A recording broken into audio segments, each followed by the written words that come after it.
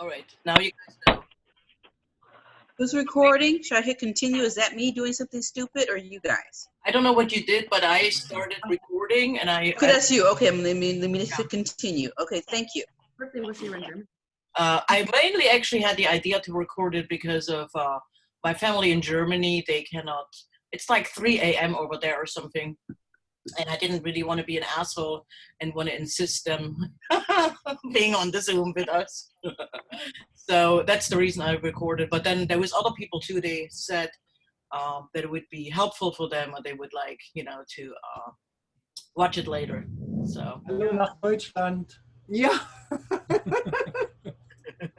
That's right. Genau. Genau. Meine Lieblingswort. This was what Eugene learned like the first week, right? Genau. It was like Well, only work in how Usually. how it can be a little joke because there's this I follow Berlin Auslander memes, and so like people post these big long things, and all the guy says to it is genau. Mm-hmm. Very cool. Okay, Dalila, are you about to be ready? I am. Okay, I think Leela is logging in any moment. Let me close. Connie. Oh. Connie. Yes. So this is my roommate for 1 month, Mallory. She's been living in Germany with her boyfriend, and she just taught me heute ist Freitag. Yes, perfect. Genau. Ah, das ist richtig. That is fantastic. A whole month. That's nice. Yeah. Very good. Did you just got here like this week or? I got here at the end of August. I got stuck in lockdown there, and I'm gonna go back in October for 6 months. And I'm learning German, so it's really cool to hear you guys speaking some of your German because I haven't heard it in a month. Where in Germany are you? In Regensburg. Okay. Yeah. Very cool. I heard you're from Leipzig. Leipzig, yes. Very nice. And then we have somebody here from Magdeburg, right? Yeah. We were in Magdeburg, yeah. The kids go to college in Leipzig now. In Leipzig? Oh, that's cool. Nice. Love it there. Very nice. Yeah, I like it too. It's a nice. The art community. That's really cool, actually. It's not like small, but it's not like huge, so you can actually move around, and not like in LA. You can actually tell people, "Hey, I'm gonna be there in 15 minutes." When you get on your bike and you will actually be there, yeah. Yeah. Uh-huh. Very true.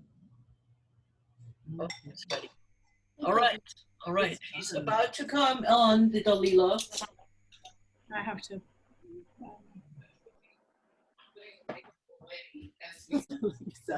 Okay.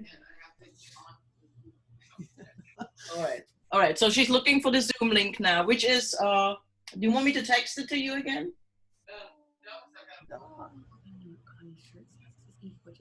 Okay. So you have a little pup? There's no more. I can email it to you. What? Did you say something, Laura? Yeah, and then I was muted. You have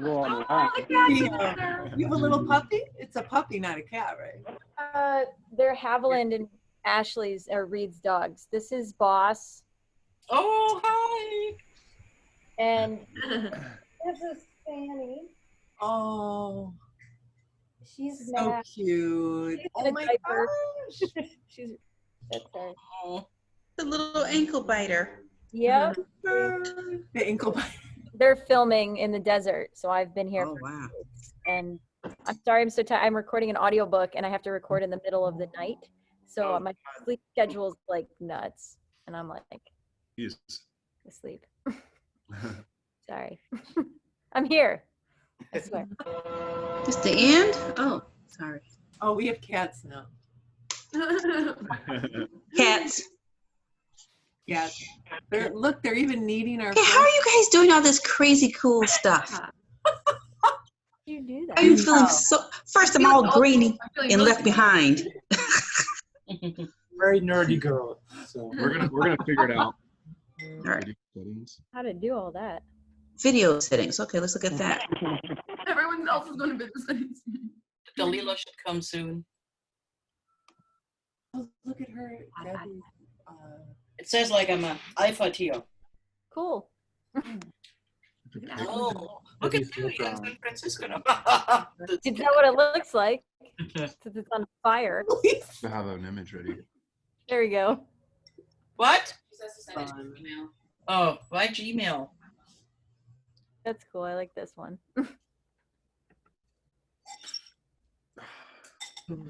Dalila. We don't get to participate. all the dishes were. All right, I'm set. Let's hit it. Yeah, Lisa. Now we won't know when you doze off. Right? Everyone's good. Dude, that's pretty cool. Whoa. Okay. Oh, wow. Hey. Wow. Miss Golly's here too. Hi. Oh, Here. He's alive. that's iPhone. Yeah, I'm on the iPhone. I don't wanna be on my computer. There's one in there? No, Yeah. there's not. Yeah, there is. That's where I want to be. There we go. Okay, let's see. Are you coming? She's making the grand entrance. Oh, yeah. Pascal!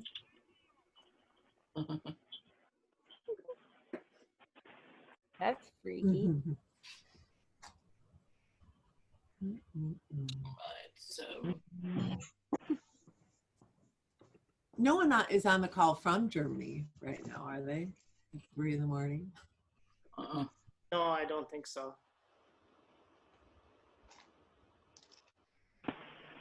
okay, so she should be. Are you coming?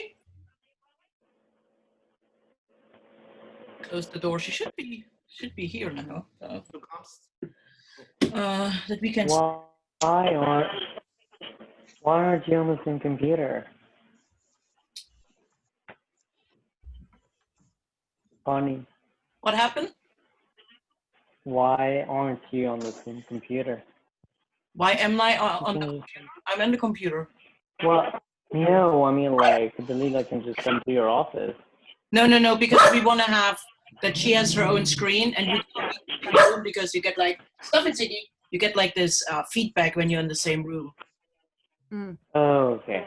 Yeah, so she is in the bedroom and I'm in the office, but she should be here right now. I don't know what. Let me check for a second. It's right here. You got it?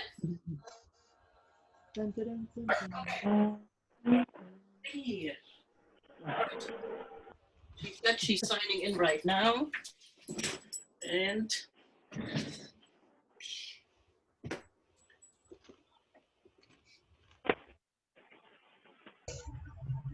What's up, Phoenix?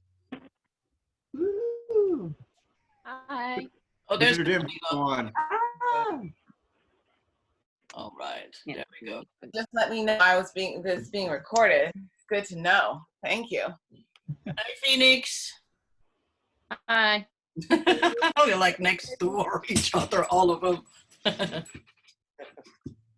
Dalila. Hey, I can't wait. Hold on. I got to switch it into gallery mode. What? There we go. And hey, Phoenix. I am green again. I think I prefer green to blue. I like the Hi. green too. I would leave it like. Sometimes mine does that where it turns green and I'm like, what the fuck? Why do I look so cold? What is And happening? do you know why you're green? Nope, haven't figured it out yet. Oh, hey. Oh, I'm just seeing who's all on the call. Who's she, Owen? Hello, Connie. Hey, Jason. Where are you? Jay and Lisa I'm in the and office. is Moira a dead name now? Are we doing Bowie? I don't see Connie. Yes. I'm here. Oh, there you are. You're right You're next to me. frozen. I just want to know to use the right name. Bowie, please, and thank you. Okay, awesome. Hi, Bowie. Hey, Bowie, we have Ziggy Stardust down here. And Love it. Ryan, I see you. And Robin, I do not see you, Robin. You have Okay, now turned- you're doing a romper room thing. I see. Hey, Pascal. Do we have romper room in California or no? Yeah, I mean, I think just anywhere there's PBS, right? Maybe? Not necessarily so, because a lot of people don't know who McGilla Gorilla is, and I was Brad. Oh, I do. Who are we with? Who's that? What? With Brad. This is my roommate, Mallory. Hi, Mallory. And as my mother would say, handsome cousin Brad. Yes. Every time. Every time. Every single time. Hang up. She said, "Was this handsome Brad?" I was like, "Yes, that's his name." Handsome cousin Brad? Yes, it was. It was handsome cousin Brad. All right. Very handsome. I'm even confused. I love this. Please. Oh, Lisa. That Nick, I just saw Nick. Hey, Nick. You saw Nick? Oh, yeah, there's Nick. Hey, Nick. There's a couple people I don't Hi, everybody. know yet, but Lilith, I knew. No, hi, and Amanda and Vanessa and Debbie. Am I missing? We have glasses. You're leaning all the way in. We have Oh four my employees. God. I'm in, Connie, I'm on your page. Hey. Cheers. Is anybody cheersing with us? What's happening? Let's cheers. There's a squirrel outside. Oh. Cheers. Cheers. Cheers. I'm on your thing, Connie. I'm in it. What do you mean you're not on my thing? You're in the I am. gallery? No, I am on it. He's in the gallery. I didn't know I was in it. I'm looking at all your, aren't we supposed to look at your pictures? I don't even know how to get to the gallery. How did you get to the gallery? So you put the link in the chat. Yeah, I can. There's a link in the chat. Eugene. Okay, maybe like I don't know what I'm doing and help me. I'm in the privilege section. Right? I seriously, between Eugene and me, you must have posted the link at least 200 times, and you said, "Where's the link?" But I thought it'd be part of the Zoom meeting and you walk us through. That's what I thought it was going to be. We can actually do that. That sounds like a great idea to me, Felicia. We can do that. Thank you. Ryan, is that intestines behind you? What's happening? Did we say intestines? Oh, up there in the top right-hand corner. Oh. It's the thought bubble. Oh. I haven't received any It's like Your thoughts look like intestines. Nothing. It's like a pleather fabric art. Love it. Okay, I'm gonna post the link. Let me get the link right now. Ryan, are you doing this from the Tag Gallery? Yeah, I'm in my studio. I love it. So for those of you that don't know, Ryan's the gallery has featured both Eugene and Connie's work on multiple occasions. It's a beautiful gallery that's wonderful to support, and there is still a show up with their work currently that you can make an appointment to go see COVID-free, and people for the most part like free, like distance, if you want to see the art in person. So it like gives you an in-person art experience. It is a beautiful gallery too. I love it. It is. It really is. It's spacious. It's big. It's there's so many rooms, and it's just the whole atmosphere is just really lovely there. And I remember when we had Ryan had the reception there. We were there. What was it for? It was for my youth. It was before the Rona. Yeah. But it was so funny because I went to so many receptions before. First of all, this was full, and also we ran out of booze in like an hour because it was good booze too. You guys had La Marca that made me so happy. I was very happy. I mean, I had drinks for 2 hours, so I was good. But when they came up and they were like, they said first we're out of red wine. And I said, well, then everybody gets white. And then they were like, well, now we're out of white wine. And I said, then the party's over. We did a good job. And the party lasted for like 2 more hours without the wine. It was pretty nice. I feel like somebody ran to get bubbly or something because some more bubbly appeared somehow. I think people were running up and down the street to go pick up their own thing. Okay. Yeah. That was not I mean, me. you know, I did not do that. that's what happens when you have Eugene inviting every gay person in Los Angeles. All the boys came out. Like, I don't My know. brother didn't get an invite. I should tell him about that. He never give us this information. We haven't met him yet. Mhm. So.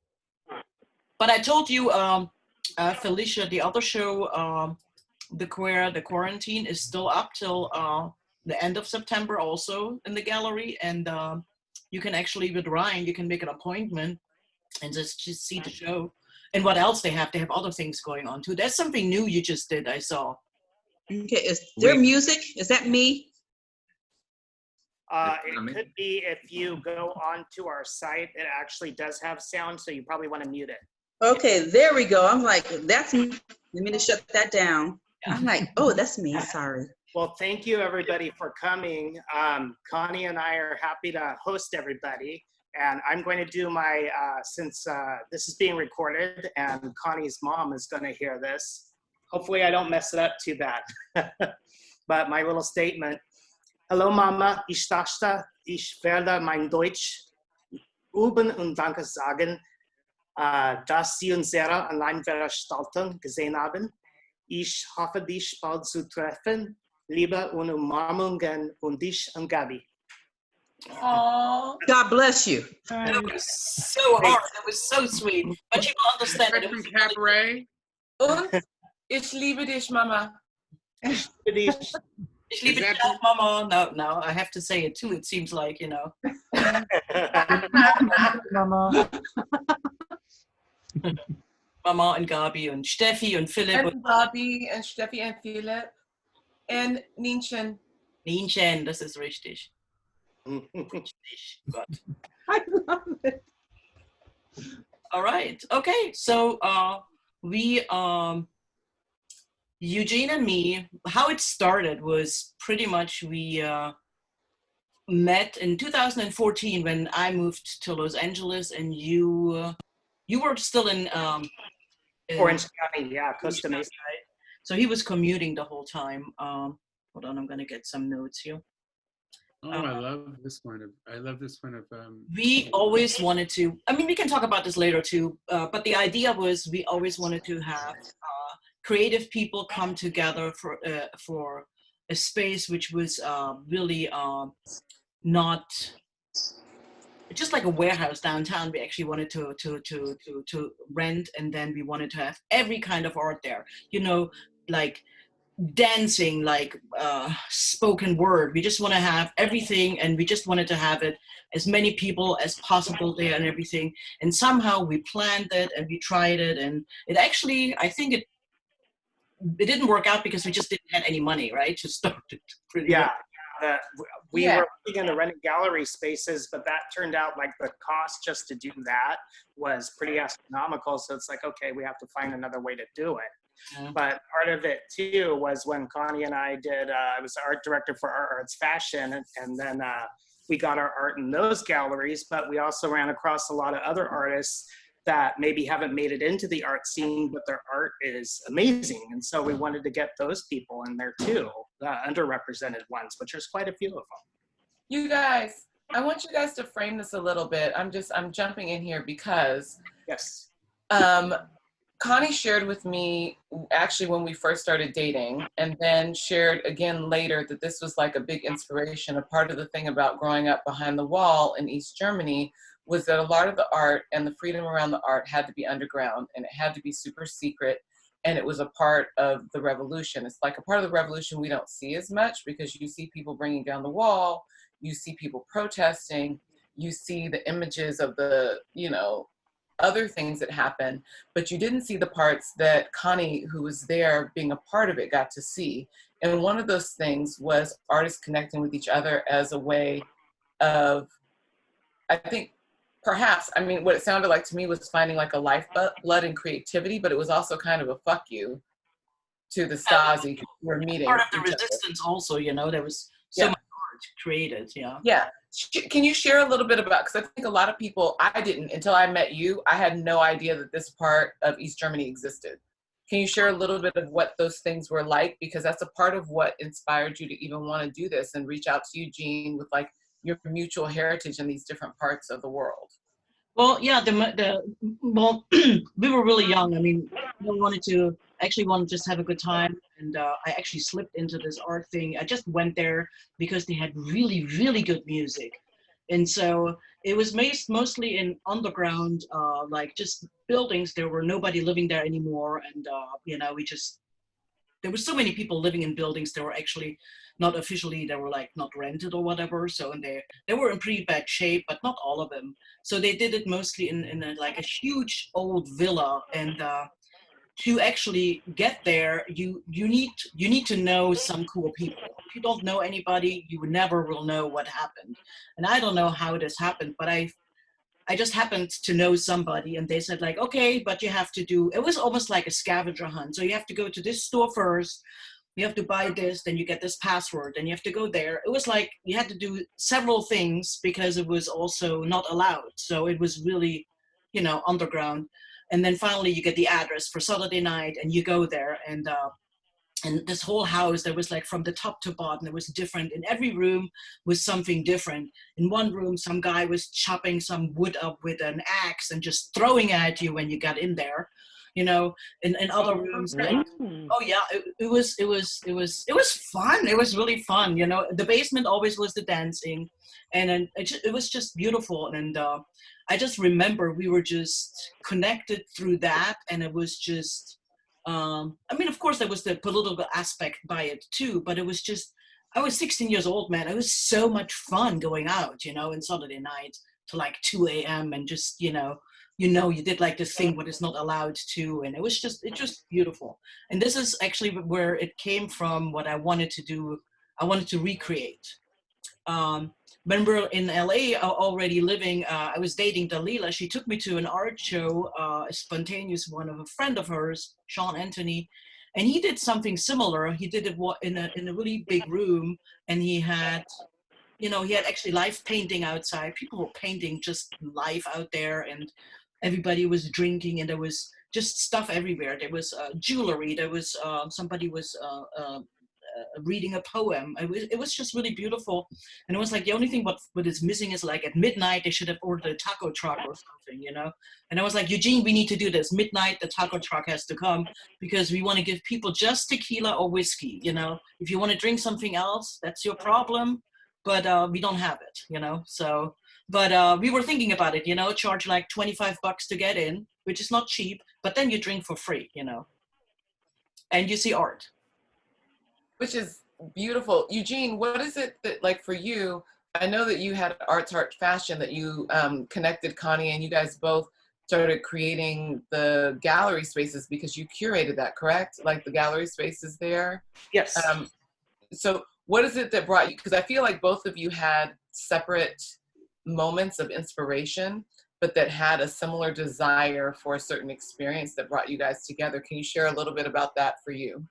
Yeah, well, for me, Art Hearts Fashion was kind of where I cut my teeth on the whole curating thing. And it was run by a fashion designer, but it was mostly focused on fashion. Even though it said Art Hearts Fashion, like I had to pull teeth to get any attention to the gallery or even get them to announce it. Fashion didn't hurt art. That was the problem. What's that? I said fashion wasn't hurting art. Yes, they weren't. They definitely weren't. And so I got good at the curating part, but I ended up with a lot of frustrated artists, obviously, because we weren't getting the attention that we should have. And it started to get a little better, but it was like, well, you know, it's time for us to move on from this.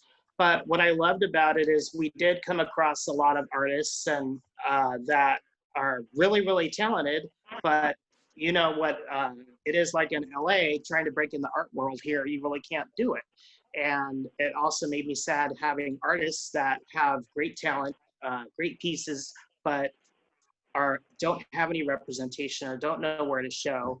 And a lot of queer artists too that don't have that. And so it was kind of just a coming together. And I know Connie did tell me her story about Leipzig and East Germany and what she went through there. And both of us really wanted to be able to create a space that would have that. And that's how we started brainstorming on what we wanted to do.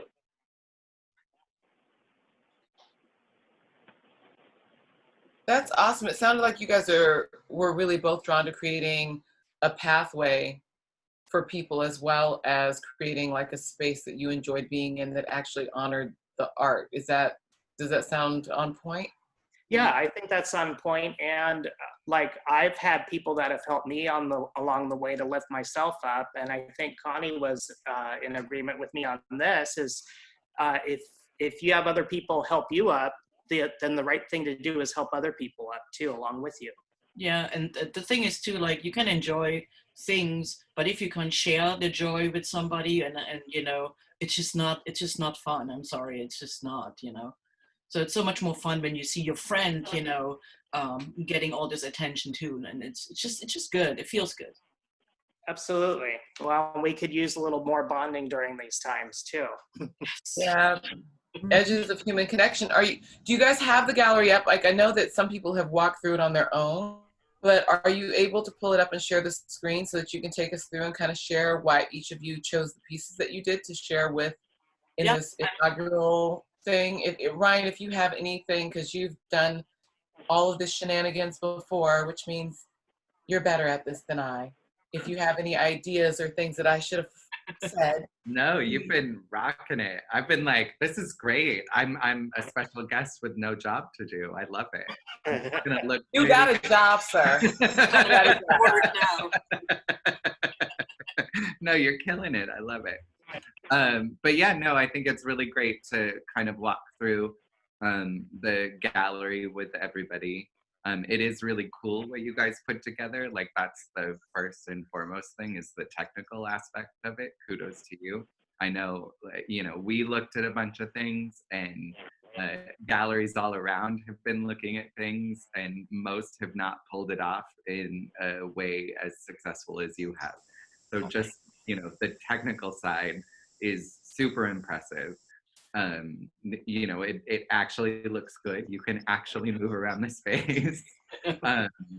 Yeah, no, it's really wonderful. And then your selections as well for yourselves. And, you know, that's the hardest part, I think, for any artist, is to choose artwork that they themselves have made, and to be able to stay honest to what you want to say, but also to leave room for the artwork to say what it needs to say.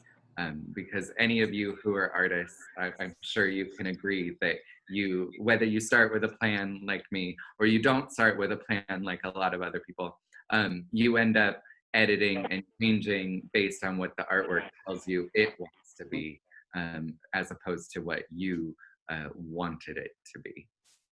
But yeah, let's jump in. I'd love to hear some of your guys' thoughts on your selections, but also, you know, happy to jump in and give some, like, here's some art world talking headness. Eugene, you have it up. You want to walk it through, or you want me to get it up?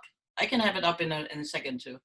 Here, I can't just ignore. I don't know how much of my screen it'll show, and I'm on my work computer that has legal stuff, but it's all in folders. So. Oh, come on, Eugene, you can get it up. Okay, let's do it. Let me get the gallery up. Here it is, and then I have to go into here and just share my screen, I guess. Share. So, I do have to tell you all that I can't remember who it was that came in, but somebody came in and they were looking at the exhibit, and then they went, "Oh my God, that's Dalila." And then we realized that we're all a, you know, triumvirate of friends in some way, but they recognized you off of the wall. That is funny. That is really funny. Okay, you guys ready? Okay, I'm gonna start share screen. This one. Okay. Oh, perfect. This is, can you guys let me hear?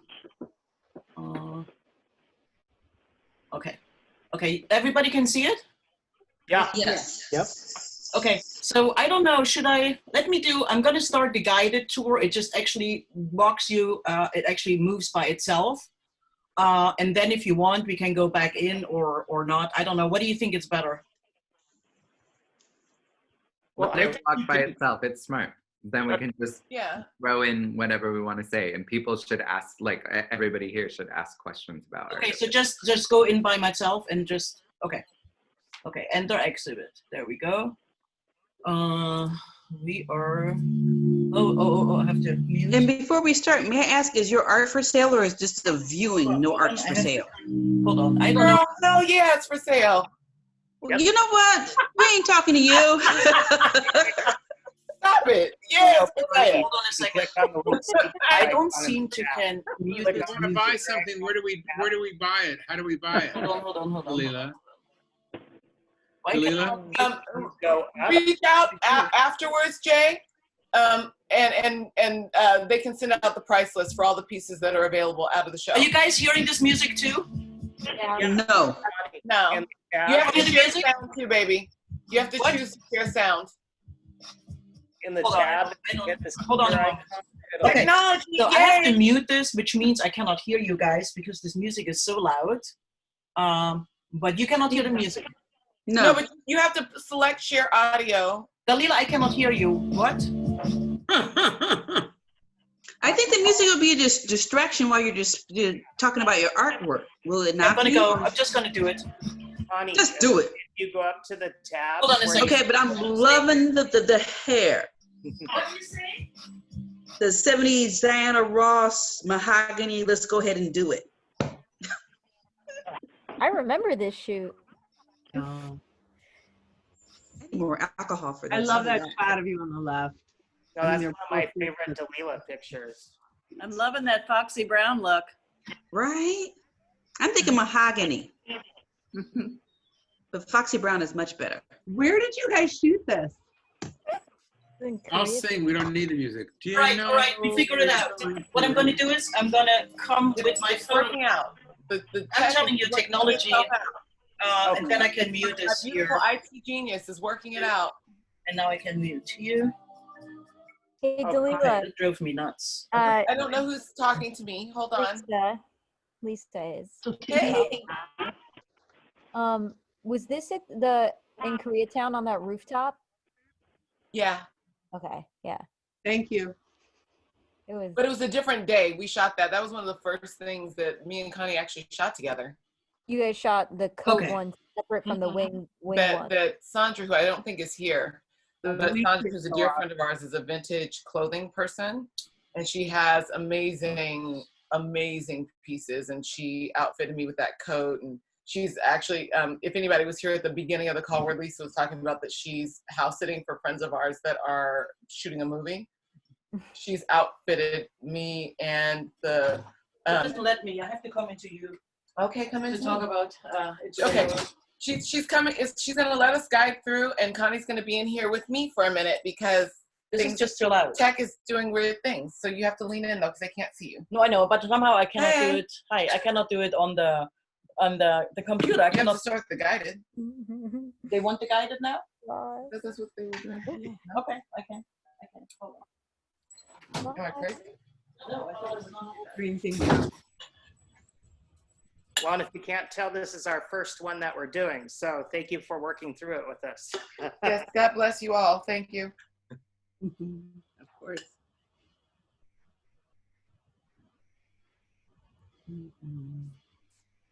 Connie, you're so restrained. I'm surprised I haven't heard any F-bombs.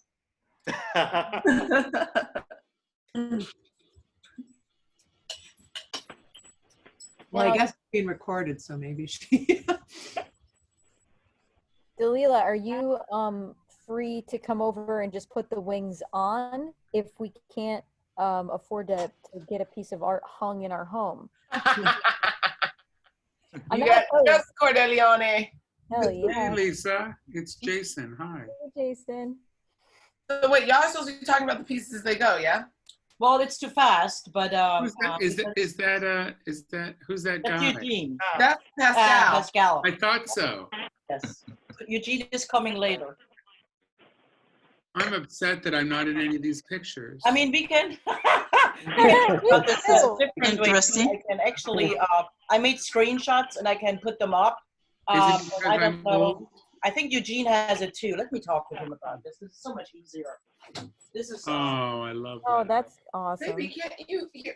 I You can can't, hear it on the doesn't- phone. I know it doesn't do it because I think it's recording. No, you just haven't joined the audio yet. Oh. Oh, wow.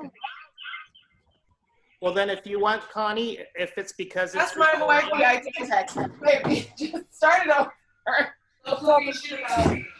if it's because it's recording, I can go ahead and share my It's screen. not because it's No, I got it. recorded. I got it. I got it. Let me get out of there. Yeah. Why do I feel like I'm stuck inside some family dinner? Let's see here if we can actually back From the pictures. So here we go. Now I can actually do it myself. Okay.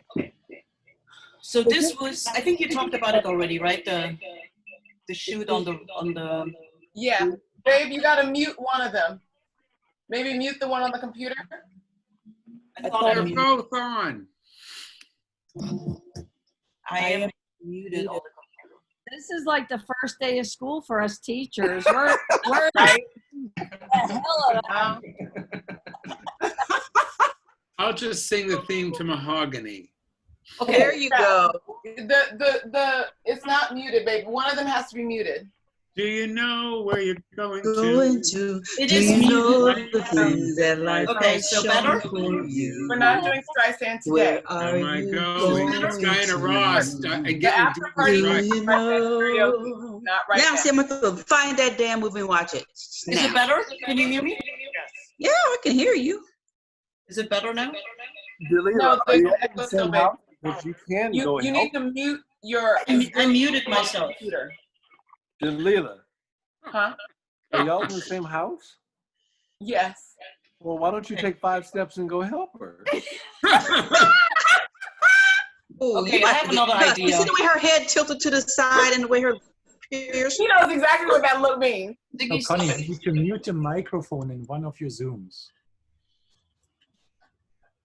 Well, it has to. Well, Connie has to talk, so it should be. Sorry, Delilah. You Okay, should hold shut on it a down. second. I No, think I it's figured not. it It's out. not. It's not our Zooms. Connie has 2 Zooms in the room. Hold a second. She's in. One moment. Ah, kick me in the The one pants and on tell the me your name. computer, so Okay. the one on the phone is what's hearing her.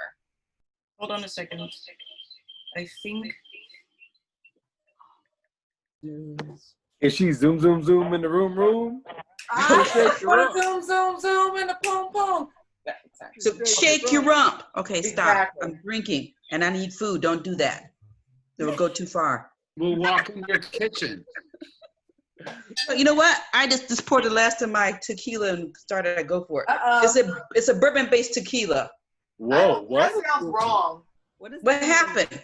That's And what good. away? Wrong. There's just some guy Oh, named I think Victoria. I- That's weird. Here, Is he Connie, part of the show? my And then leave screen. this out. The show went bye-bye. And then there's some Yeah, this is flowers me. in its face. Is that part of the art installation? It is. This is the only way he's allowed to be on Zoom. I'm plant-based man. Oh, well, that's good because, you know, Delilah's a vegetarian. Eat. I'm so. Easy. All right. Please. Beep, beep. Y'all If anybody like to see my apartment, I can walk around. She have a beret on. Hasten, I'm sort of loving your personality. Thank Come you. on, come on. Is that what we're calling Jason's demeanor? Personality? Yeah. I don't know it any other way besides what I got here. But if all you people know, I am not Can you privy hear? to. So I'm safe with We love him personality. very much, in spite of who he is. Ooh, Terrell, What did in I spite do of wrong? who Terrell, we all are. Terrell and Jason were separated at birth. They're really Hold on, twins. hold on. Anybody can hear me? I don't think they can hear me. Oh, We can hear you, Frau. You Yeah. can? How? Okay. Yeah, that's. Maybe we should all go around and tell each other what kind of artists we are until they start. Hold on. I'm a knitter and You're not. I write. You're a knitter? I'm a knitter. Really? Yeah. It's scary, but yeah. Well, I'm just a little uncomfortable, but I like it. And why are you uncomfortable? Oh, looks like the show is starting. Hold Okay. that thought. Hold that thought. We'll be back after this. Please, I'm gonna go through mine. All right, and mute then yourselves. stop it. We can't go on. Connie, please tell us every feeling you have. on. You should switch it up. Eugene should talk about my stuff and I talk about his stuff. I'm gonna sing it now. So No, no, no, No, karaoke's at the after party. Oh, Do we have to go are to we another- starting now? Oh, I'll see. After party, what? Online? I'm waiting for the drinks to be served. I'm still waiting. Dude, you have to pour your own. Then you get to bring your own booze invite part. You see, everybody else is pouring their own booze. Yeah, but last time I was at one of these parties, I got so drunk I had no idea how I got home. You rolled over and you were there. Bump. This is our mezcal. Connie? Yes, ma'am. She laughed, honey. She just laughed. Okay. Well, no, this is your piece, so you got to start off all the things. Yeah. Well, It's time. It's definitely time. I tried to talk over, but I wasn't here. Nope. That's all. We just had to rein it in. It's time. Okay, I'm so in. first is it's Dalila, and it was I think it was our first shoot together, correct? Mm-hmm. We got I heard you talking about it a little bit already about it, whatever. We have a good friend. She had this fur coat, which I was at first a little bit, I didn't want to use it, but I think it was a fake fur coat, right? It was fake. Yeah. So I was okay with that. And so we just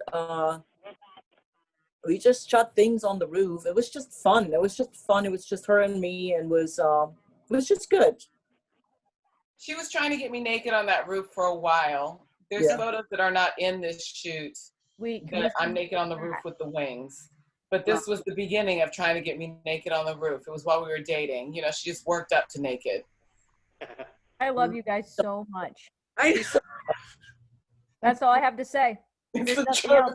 I just love That's like all one of of that. my favorite photos, I have to say. Is that your real hair? Hell nah. No, it's big. The shrinkage is real. The shrinkage is real. No, that is Stop not my real hair. playing. The shrinkage is for real. That's just ruthless. No, but it was It's very real. Oh, hi, Marley Bean. Auntie loves you and misses you. Where is she? Oh, there she is. Hi, Auntie loves you and misses you so much. Me too. God, she never says that to me. I rarely get that. I've been on this planet so long, I need it more than that kid does. Oh my God, so honest. There's an option that Okay, go ahead. Sorry for that mini interruption. I haven't seen my little Marley in a while. I know, it's a long time actually. We still have bonus points with her, with the unicorn, I think. Yeah, Terrell put it on his stories the other day. It looked very slumped out in the backyard, but it was still present and it still has stuffing. The stuffing is not on the floor throughout their house, which is a win. Funny. That's funny. Okay, back to the picture. So this is, I have to really say, it's one of my favorite pictures of Dalila I ever took. The inspiration was actually really like black and white. I think I started reading Richard Avedon books, and I was just totally into this look, and just simple, black and white, but it says everything, you know. Okay, let's go to the next one. Yeah. This one is actually one of the photos. Oh my God, we shot the whole day. It was on the roof again. It was, I think, 100 degrees up there, and we had a lot of people up there shooting with the wings. Yeah, we have some gorgeous photos of Victoria and Lisa Cordelia Yes. on that roof that are stunning. Eventually, we had been planning an installation with those photos before COVID, and like starting to do the design plans, and then the Rona hit. So it will still be coming, but there's like an installation. And Terrell, hey T, and Terrell looking fabulous in those shoots. Like it was just it's stupid. And Sean Carter Peterson, who happens to not be here, but yeah. I have a question. Who was on that phone call? Which one? Well, Oh, that one? Yeah, who was calling? Other angels and a few fairies. Oh, well, a few fairies. What year was it? Every year.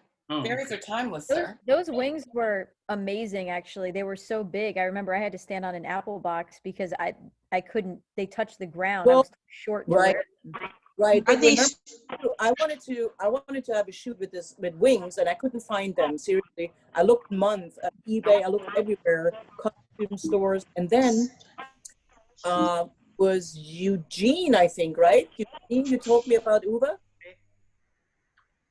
Yeah. So so the German Uwe, he it has to happen that he built himself those wings one year for Halloween. I mean, he was actually wearing them on Halloween. And I never met this guy before. He's like the sweetest guy ever, seriously. But he went to my church too. So like he went to the spiritual center Agape that I go to too. So know like, them there. all these different points of connection. Right, but you'd never met him. No, not that I remembered. No. But what I'm saying is like, I never met this guy, so he put like so much work into these wings. And then I texted him and I said like, hey, I'm a friend of Eugene's. Can I borrow your wings for a photo shoot? And he's like, yeah. I was like, I want to pay you for it. What can I pay you? And he's like, I don't really want anything. I was like, no, let's just do something. I said like, okay, let's do $100. And I come with you because he wanted to make sure that the wings are, okay. This guy spent with us. He was the entire day on the roof with us shooting, putting the wings on pretty much everybody, actually. Wow. So he actually got paid $100 for the day for the wings, but also to be like an assistant and putting the wings on everybody. I mean, it was amazing. It was really, really good. It was really hot. And I remember we had the puppy. We had Ziggy up there. That's right. Like the leaders actually planned on an installation, and that's the reason I haven't really posted of these photos, because I really wanted to print them out like life size, and put them on like. Wait, no. They don't get to hear that yet. We designed the whole thing. They'll see it when they see it. We designed the whole thing. We've designed the whole thing. Like we've talked about it, we've designed it, we've talked to people, we know what it's gonna look like. Don't be telling them secrets already. Don't tell. All right. I'm gonna move on to the next one because we need to keep going. Oops, that was the wrong direction. Window. This is actually a photo, I have to say, of somebody I did headshots for, or like portraitures, and she wanted to apply for some TV show, and she wanted a little bit different photos than the regular headshot is, and she was going for the masculine look. You can really love the she photo. was going for what she lives, is what she's who she is. Yes, I think she was actually up for Orange is the New Black. She was up for a role in Orange is the New Black. So was also very masculine centered. So. But it was just really fun. We played around a little bit in the backyard, and this is taking the front of the house, actually, of our house. And I just love that. I think it's so much character. It shows so much. I just love this photo. I also think she had a lot of vulnerability with you, Connie, that she didn't feel safe with a lot of people, I think, around being masculine of center and vulnerable at the same time. And she expressed that being able to work with you around this, like she felt able to be that and to be able to show all the different sides of her, which I thought was really beautiful. Yeah, I mean, we had a really good connection, I have to say. Yeah, we still have, actually. Okay, next one is my old roommate, Lillian Kellison. She's like one of my best friends. She is crazy, and I just love her. I love her. Like, I moved in with her after I had a really bad breakup or moving out. I needed a place to stay. And she's like, no, you're moving in with me. And I was like, oh God. But she really was like, she's like one of my best friends. She came home from work and she was like waiting for me and wanted to talk. She talks a lot. And I always say, shut up. And she's like, okay. So she left me, for an hour, and then we did our stuff together. but she's also a friend. Like you can call it 5 a.m. in the morning, and I would say, Lil, can you come? I need you. And she's like, okay. She wouldn't even ask why. She just comes, you know. Honey, where did the gun come from? Where did the gun come from, and what made you decide to do this particular shoot? So the thing, this is taking at the Salton Sea in like some shack somewhere, where just the light came in from like the roof. It was broken. It just looked really pretty. So she scared me. She one time there was something at the door, and she runs in her bedroom, comes out with a shotgun, and does this like, you know. And I'm like, I just look at her, and I was like, what in the fucking world is that? I would have left. I was like, you have a gun in the house? You have like this thing? And she's like, yeah, I always have guns. And I was like, I didn't know that. I don't even think I would have moved in with her if I would have known that. Seriously, I'm so against guns. But I was like, you know, she had a point. She lives alone. She's female, you know. She said, like, I have to protect myself. And she had a really dangerous job. To this time, she was working in the prisons. And so she had people sometimes, you know, this one guy was holding her up in the alley, like whatever. And then she pulls her gun out and he runs, you know. That gun was in her purse, that big gun? No, she has another gun. She has another one. Yeah, oh, yeah. Lil was known for big purses. It's okay. Yeah, Connie, when you were younger, like a part of the thing with the East Germany thing, though, was that you guys had to learn how to use guns, though, right? Like you were Well, made. So yes, of course. I mean, we had to go camp. We learned how to shoot guns, gas masks, you know, all the thing. So I know how to use a gun, of course, but it's still, I'm not. Gas mask. Yeah, no, baby, I know that you don't. I know that you're not for it. I think that most people don't know that people who grew up in East Germany, they don't know what those camps are like or what any of that stuff is. Well, that's a good thing. No, but you know what I mean. It's a good thing that you got. Okay, I get your point though. But yes, I wanted to embrace it. That's the reason too. You will see later on. I actually touched the gun, but I just thought, besides all that, how controversy it is anyway, I just really thought she looked really cool in this light. She had a coat on and she had a gun, and I just took it. It was just a visual thing, you know, pretty much this moment, you know. Okay, let's move on. Unless somebody wants to talk about guns, I don't know. Has she ever shot anybody or? No. Okay, good. You sure? That's no fun. I've met Lil. Are you sure about that? Are you sure? Well, just in the leg, you know. I'm actually not sure with Lil about anything, you know. No, I'm not sure. I know she's a good person, and if she shot somebody, there was probably a good reason for it. I was gonna say, those are not mutually exclusive things all the time. Of course. What's the next photo, babe? I'm gonna go. Look at them eyes. Look at them eyes. Let's Look go. at that shag haircut. This thing is a little sensitive. Okay, here we go. The star of the evening, Pascal. That's the only. Yes, honey. Yes, ma'am. Do it for the boys, Pascal. Do it for the boys. I mean, should we That's salute right. America? What is it? What is that hat? What's This that hat is the East German. Well, soul- it's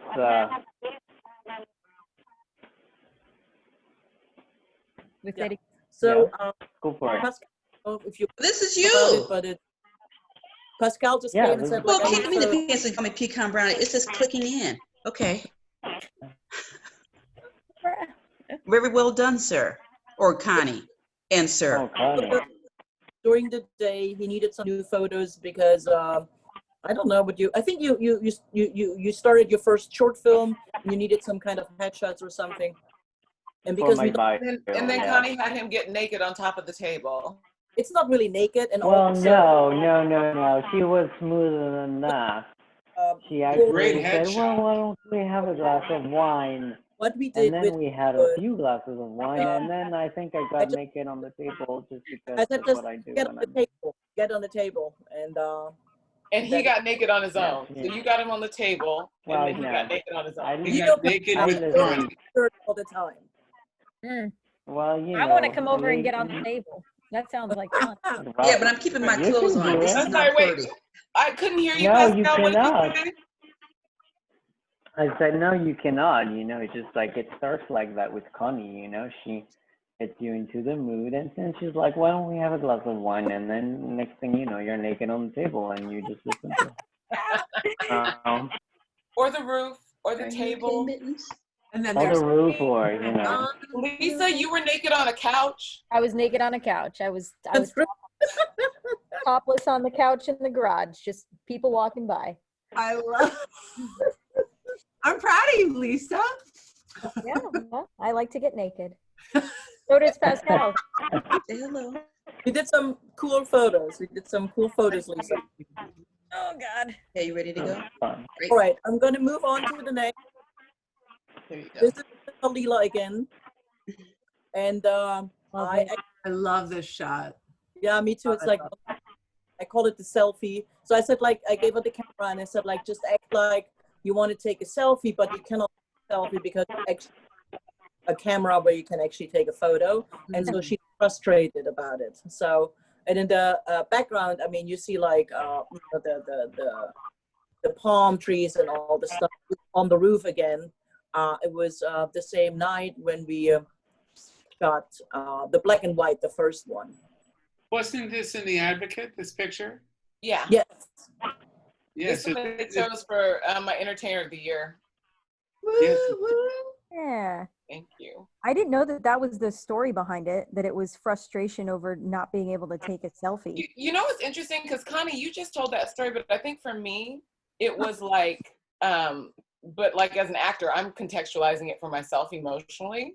So like for me, it was more about like this culture of trying to be seen or captured in a certain way, and also trying to express frustration at not being able to be seen. So like on like a Super 8 camera or something like that, it's like there's a disconnect between the people that can see the things, especially since like I was in like this blaxploitation gear, like the afro and the fur coat. Because not too long before this, like I shot a short film that was based on a book called Kung Fu Lesbian, which at this point we were developing it as a TV show. So like mixed with Connie wanting to do the shoot, which Connie had loved the fur coat idea and the afro idea, I was working on something artistically that was separate, but also dealing with like basically a queer version of Pam Grier out of the blaxploitation era. And it was also for me as the performer, like a frustration with not being fully seen, because blaxploitation basically leveled us to like a very surface layer.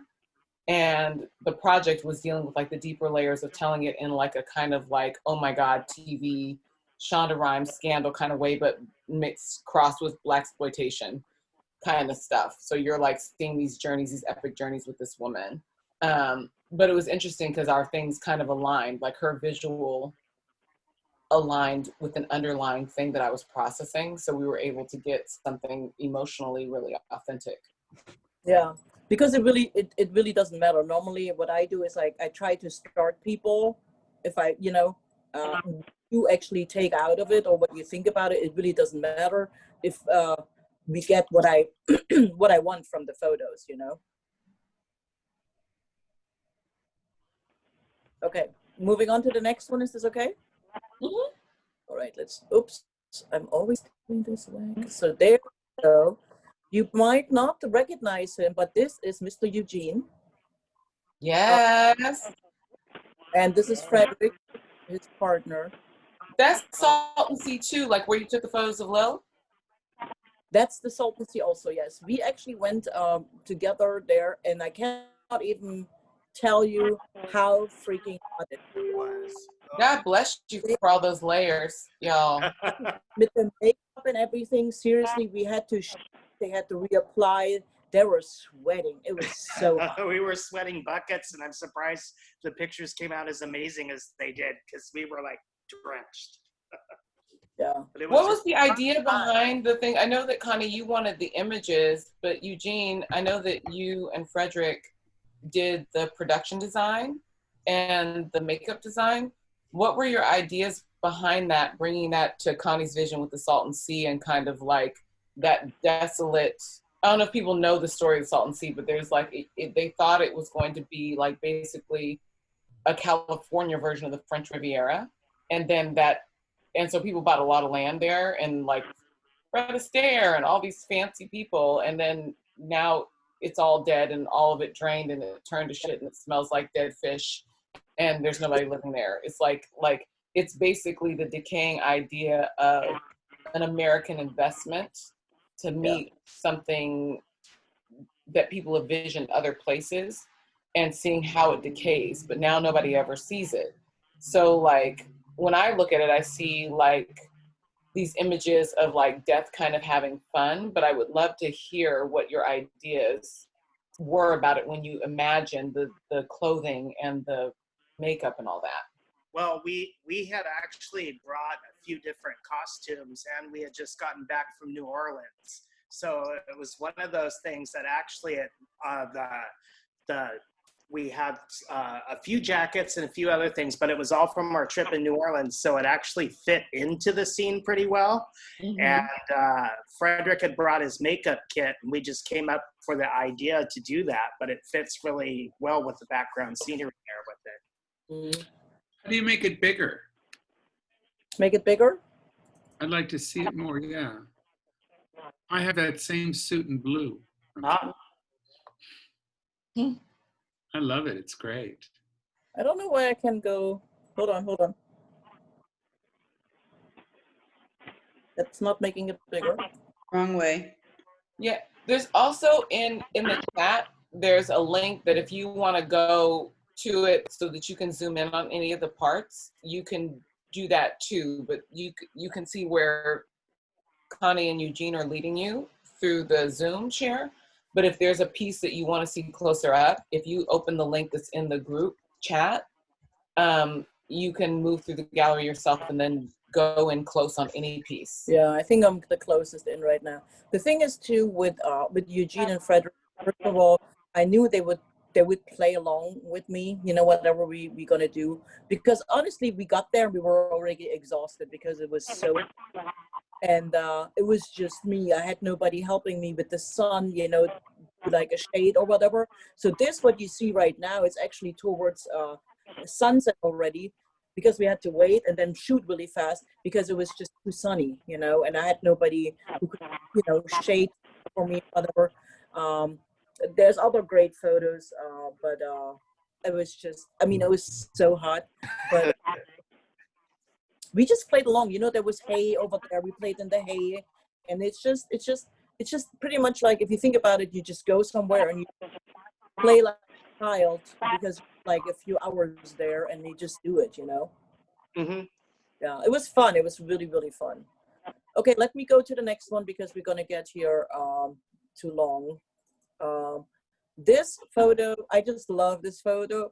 I think I love this photo mostly because I had to come up with something in like an hour. So I shoot sometimes for a magazine called Go New York. It's a lesbian magazine. And the editor, she's a little rough, but you know, we love each other.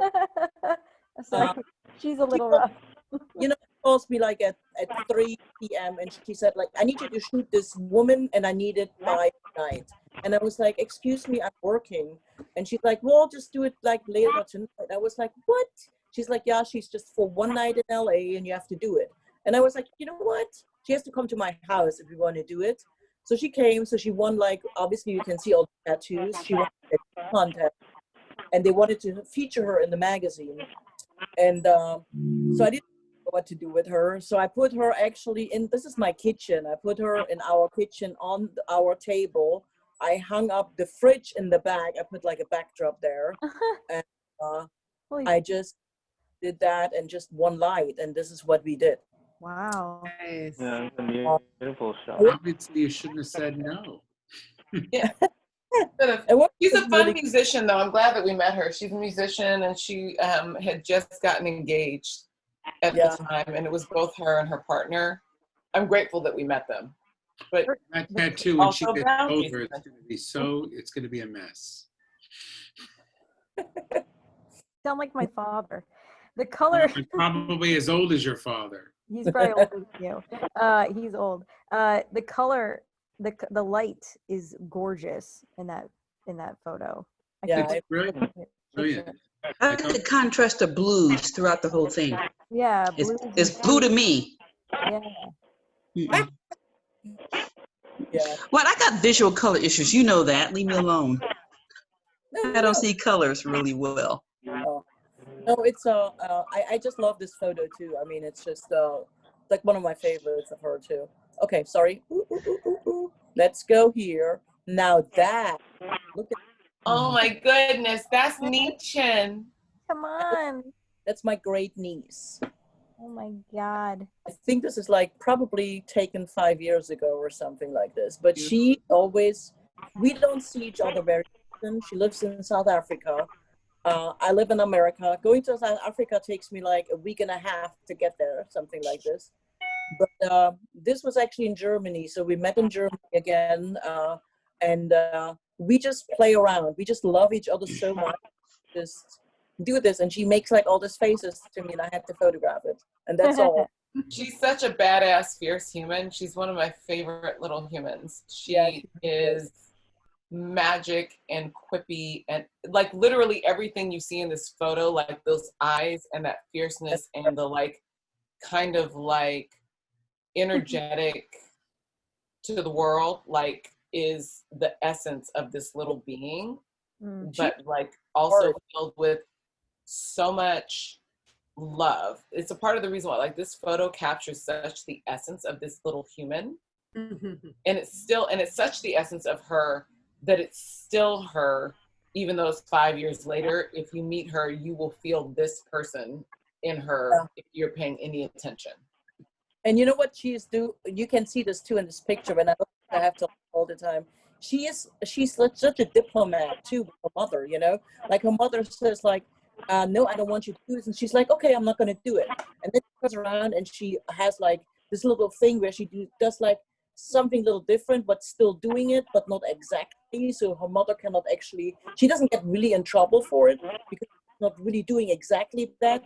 I don't know if that's a diplomat, but yes. Well, she's fantastic. I just love her. I love her. Let her know pretty's not enough. It's just not enough. She doesn't want to hear that anyway. No, it's not her thing. No. We have to go around the corner, right? Yeah, we're going around the corner. Around the corner. Okay, let me go there. And I always bump into the wall as well. I know. In the gallery right there. It's like a little gallery, you know. So this is one of the photos I just took during quarantine, and it actually hangs also in Ryan's exhibit, which is going on at the Tag Gallery right now. I love this photo so much. Yeah, I love it. I took it from the outside. Obviously, you can see all the reflections at the window too, the cars and everything. But it actually really, I mean, we probably went through 1,000 emotions in this 6 months we're like at home, you know, and this is probably just one of them. It's just, I don't know. I think there might be maybe five emotions in this. I like the glare. Not the glare, but the inverted reflection, I guess you want to call it, that I see. Yeah. It's like she's outside, but she's inside. And you're looking through the glass, but she's not a part of the glass. She's just a part of everything else. Should she drink the drink? Should she not drink the drink? But she's holding the hot tea, so she's holding like comfort, like, Should I'm I going to have throw worn this this fucking out? mug through the window if I don't get out this house soon. Right. That's what I see. Yeah, she's looking outside the window, you know, she cannot really do anything. She's reflecting on all those things too, you know, I mean. Which is something too, like seeing the reflection Let's of be the honest, outside. It's not reflecting on the outside. Yeah. There's also not tea in that cup. I'm gonna say. There was definitely tea in that cup. Is there also tea and tequila? I mean, was there a mix of something? Later there's tequila, but I don't think that's mixing in the this teacup. photo, but later there was for sure tequila. Okay. Okay, let me move on to the next. Making sure. Oops, this way. There we go. Yes, Krause. This is the Frau Kraus. This is like also one of my best friends. She moved to Hawaii 2 or 3 years ago, and I hate her for that. Just because I miss her, really miss her. But I miss her too. She was great. yeah, and she was one of the people too. I could say like Krause, the photo shoot, and she never liked anybody taking her photos. And she said, with me, she said like, I do it for you. And I was like, really? And she's like, yeah. And this night, actually, this day, I had her actually. It was late October. I had her actually go in a freezing pool.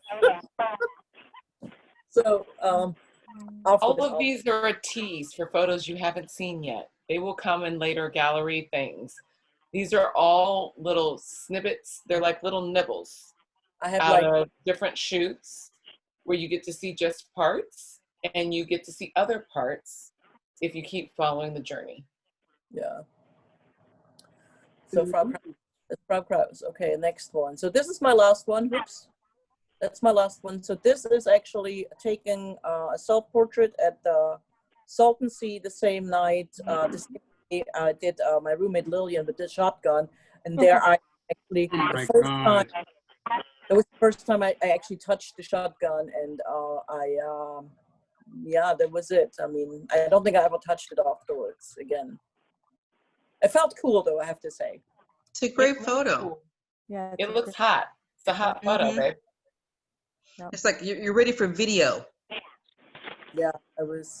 No, it was fun. It was. All your Dylan tattoos, like showing their little faces. It's cute. Yeah. Cute. Probably like 50 pounds lighter than I'm now, but yes. I ain't nobody worried about that. We're not talking about that today. No, tattoos. Not today, ma'am. Just keep it moving. Dylan tattoos. Let's keep okay, pushing. let's move on to Eugene. Eugene and your beautiful. So Eugene does beautiful abstract pieces in incredibly vibrant color. So I would love for you to frame, like Connie's clearly is connected in like digging into human connection in a certain way. I'd love to hear where your stuff is internally connected around your abstract colors and vibrance and the symbolism that you put in your pieces. And your play and your process too, because I feel like I'm an energy bitch. So also like what energy you're having in these moments while you're painting that you're seeding and fleshing out on the canvas. You're on mute, baby. We got to hear you. I got it now. I'm telepathic, but everybody else is not. No, good. So one of the philosophies that really spoke to me, and this is why I use metallics in my work, is the Japanese philosophy of kintsugi. And they have, like, if you break a dish, you put it back together, but they use metallic like gold or platinum or some precious metal to put it back together. And for me, that having a upbringing that was not a pretty one, but I made it out. That was kind of a symbolism to me, and that's why I want to use metallic in the work, because when you take something that's broken and put it back together and it becomes more valuable, that means you're, by embracing your past and embracing it and not ignoring it, just it's part of you, it's your scars, it's what you show. And by embracing it, it makes you more valuable in the end. I love that. And making it sparkle. I think I'm gonna cry. Jesus. Making the scars sparkle. That's beautiful. So that's why I use metallics in my work. But when I'm painting, it's also kind of like an exorcism. And I will start out with a color scheme that I have in my head, and I have some ideas, but the names or what the piece is saying does not come to me until the end, because I just kind of trust myself and just work through what I'm doing. And they all kind of naturally happen that way. But all these, the square pieces they're 40 by 40, and actually I have one behind me here. But those ones are all I decided to go very personal, and each one represents different facets of life. This first one here, that's the blue and gold one. My mom did a similar painting that used to hang in my room, and I don't know where it is. But she had one. What's that? No, I was just saying, oh, wow, your mom's an artist too? I didn't know that about you. Oh, well, there were a lot of things she was really good at, but my dad basically destroyed her as a person. So, but there were a lot of things that she was really good at. And there was a piece of art I had hanging in my room as a kid. And it was a pretty abstract piece, but it was a pregnant mother, but she was all in blue, surrounded by a circle of gold. And so it was a blue and orange piece, and I just absolutely loved it. And so when I painted this, it also reminded me, my mom told a story about me being born. When I was born, I was premature. I was 3 pounds, 3.5 ounces, and I only had a 1% chance to live. And I always wondered if that was a kind of story until I saw it in my mom's baby book, and she wrote, baby has 1% chance of life. So obviously, being a preemie and having that percentage, I went to the doctor and everybody else. But that's always something that's kept me going. And another birth story that goes, and this is why I named it this, it did remind me of that. But what's the title of the piece? Breathe. And that's part of getting to now is the other story my mom told about it was I used to have a popsicle stick tied around my arm. And mind you, this was the 70s, so just keep that in mind. I was born in 73.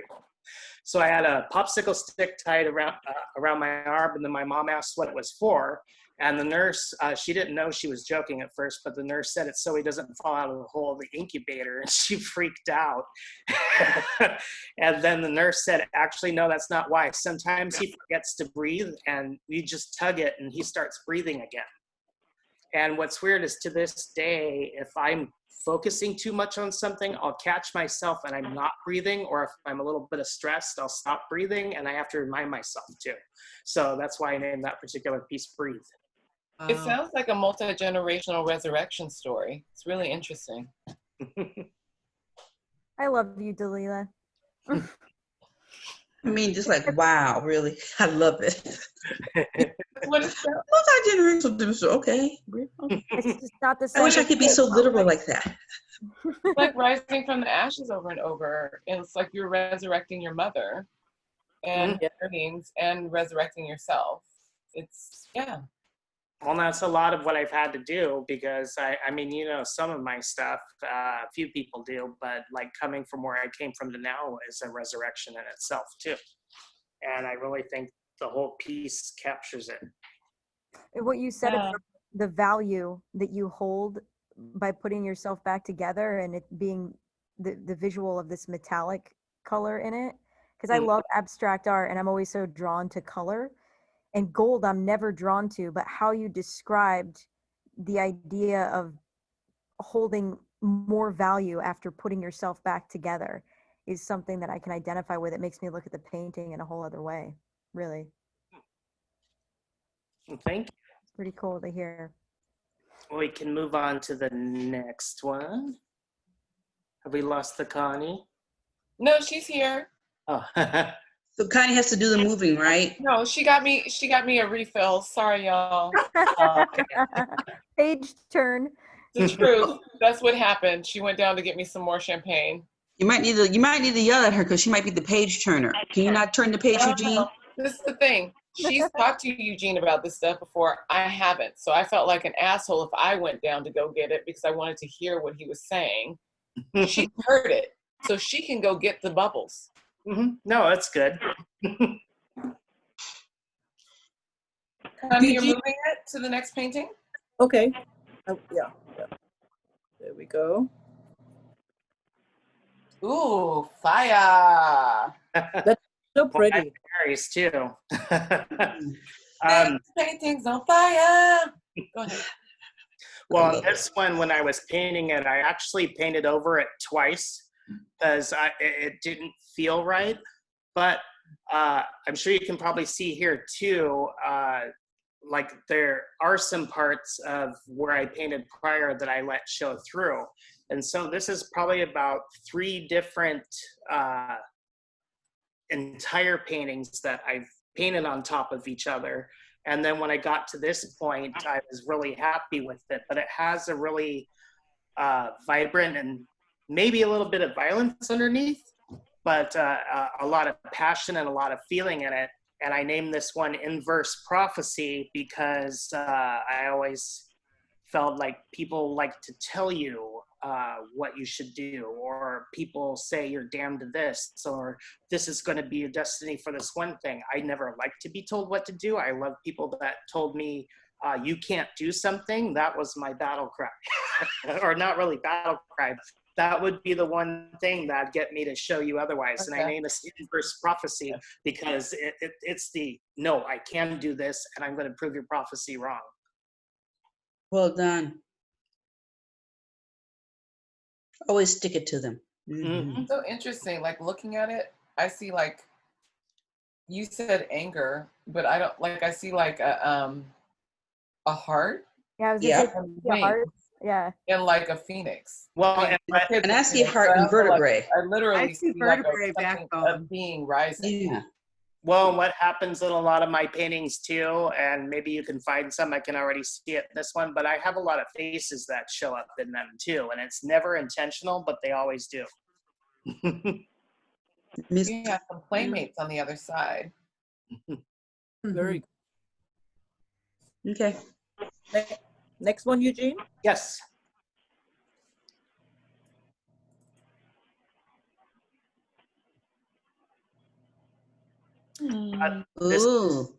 This next one isn't, this was kind of some experimental things I was doing with spray paint. And this is another one that I kind of layered and painted about 3 different entire paintings, but still kept part of the old one showing through. And then I also used, in some experimentation, you can kind of see the little gold dots around. I took fabric and put it over it and spray painted through it with some metallics. But I named this one Katana, which is a Japanese sword, but there's a certain strength to it and there's a lot of depth to it. And it takes a lot to make a katana and only certain people can. Right, you have to be a master to make one. That would make a really pretty pattern for fabric. Well, and that's something that I maybe someday, if anybody knows fashion designers that want to work, I really think a lot of them would go good as dresses or what have you. I think so too. Need to do. I do actually, and I know a friend of mine has a company that prints stuff on fabric. I think you can buy by the, yeah. See, I would use that as a duvet cover because I'm not a girly girl, so that would be a duvet cover. There you go. Branded. Gorgeous. I love that. Branded. I would wear that as pants for a photo shoot. I would do.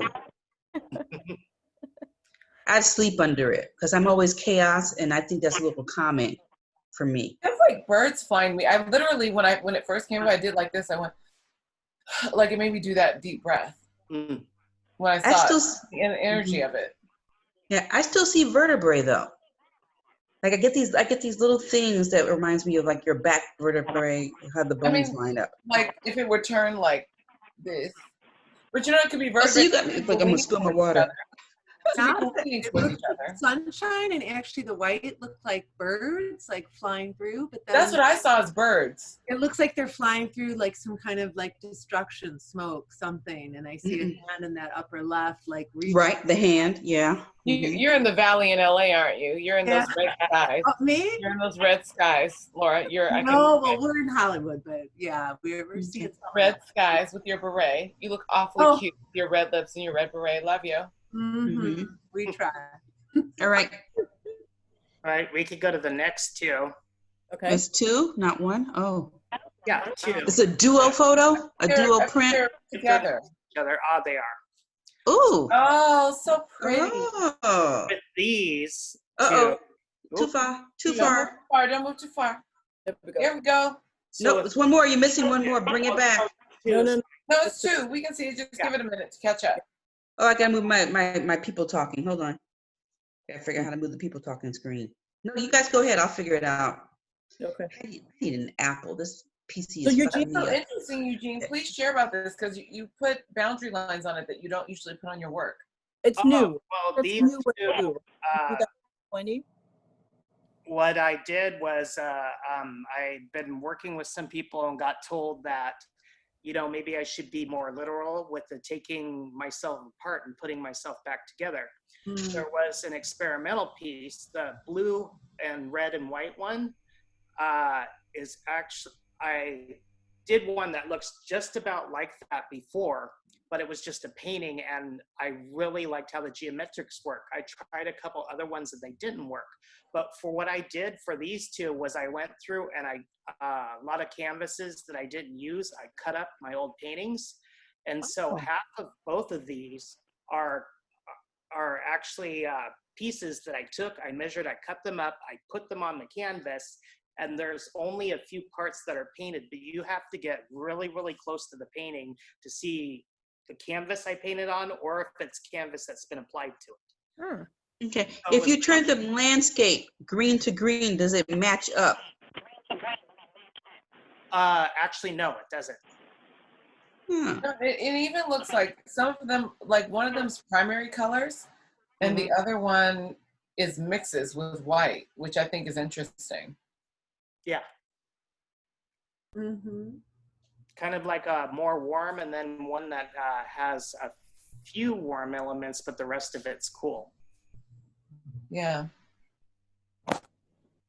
No, just taking older paintings, which is like the past, but still embracing it into the newer work. Yeah, I think like that thing about like the one on the left, at least on the left for me, has colors that exist without being mixed down. And the one on the right requires, at least in some places, they be mixed, contaminated, blended with something else to present themselves the way that they are, even within their boxes, which I think is really interesting.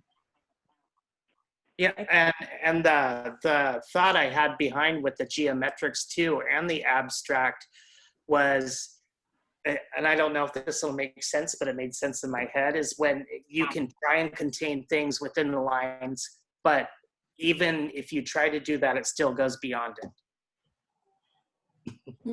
Fuck your stinking lines. No. Sorry. Okay, we can go on to the next one. Ooh. Ooh. I'm already drawn in. I don't know. I love it. Is this one one or two? Mental. Just one. Okay. You'll see it's actually around a corner is the next painting, but it looks like it's right next to it. It feels so gentle, Eugene. It's so interesting. You know how that yellow one made me be like, this doesn't feel like a deep breath. It just feels soft. And like a waterfall on the right and cool lavender fields or something. I feel like flower petals raining on my head. That's probably not what you were meaning. Go ahead and explain your meaning, because I'm not the artist. Go ahead. This is the companion to another one. The other one sold, but there was a black, white, and one that I had that was Hades, and this is Persephone. And Persephone. Fair. Persephone actually represents my mom. I'm still more for Persephone than Hades, but Phoenix would be the opposite. But yes, got it. But Persephone kind of reminded me of my mom, and I was thinking of my mom when I painted this. The one I did of my dad definitely represents him, and in a really weird way.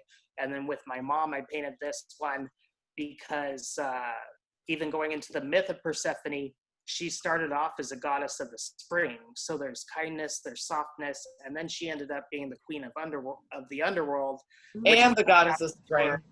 After she ended up with Hades. And so if you gotta pick a bad boy, pick a bad boy. No, she was a bad bitch. She picked a bad boy. She's the queen of Hades, and she's the goddess of spring, because she didn't give it up. Because her mama was also a bad bitch. Her mama said, "You ain't giving up being the queen of spring. I'm gonna fight for you." And so you still the queen of spring. You also got it. You gonna do what you doing. It's like what every motherfucker does with their in-laws. They're like, I think this is trash. This is trash.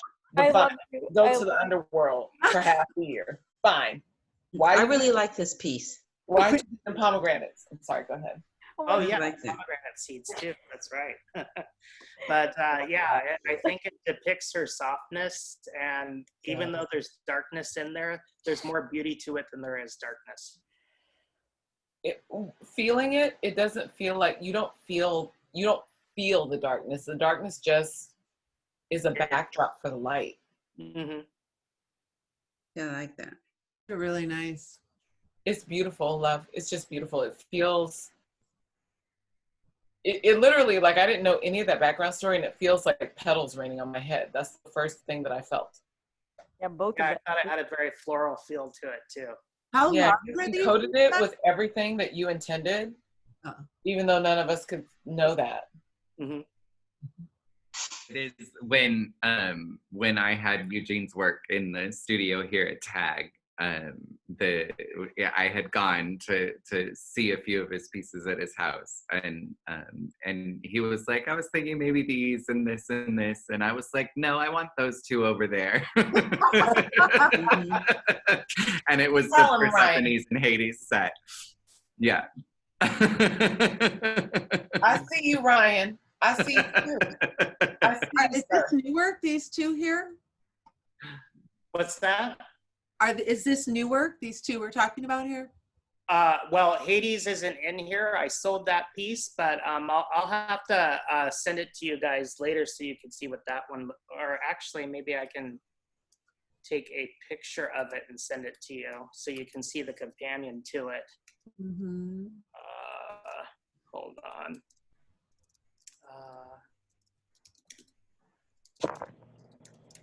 Give me a second here, because it's kind of hard to talk about the companion piece if it's not here.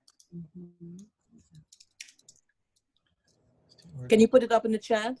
Yeah, that's what I'm gonna try and do.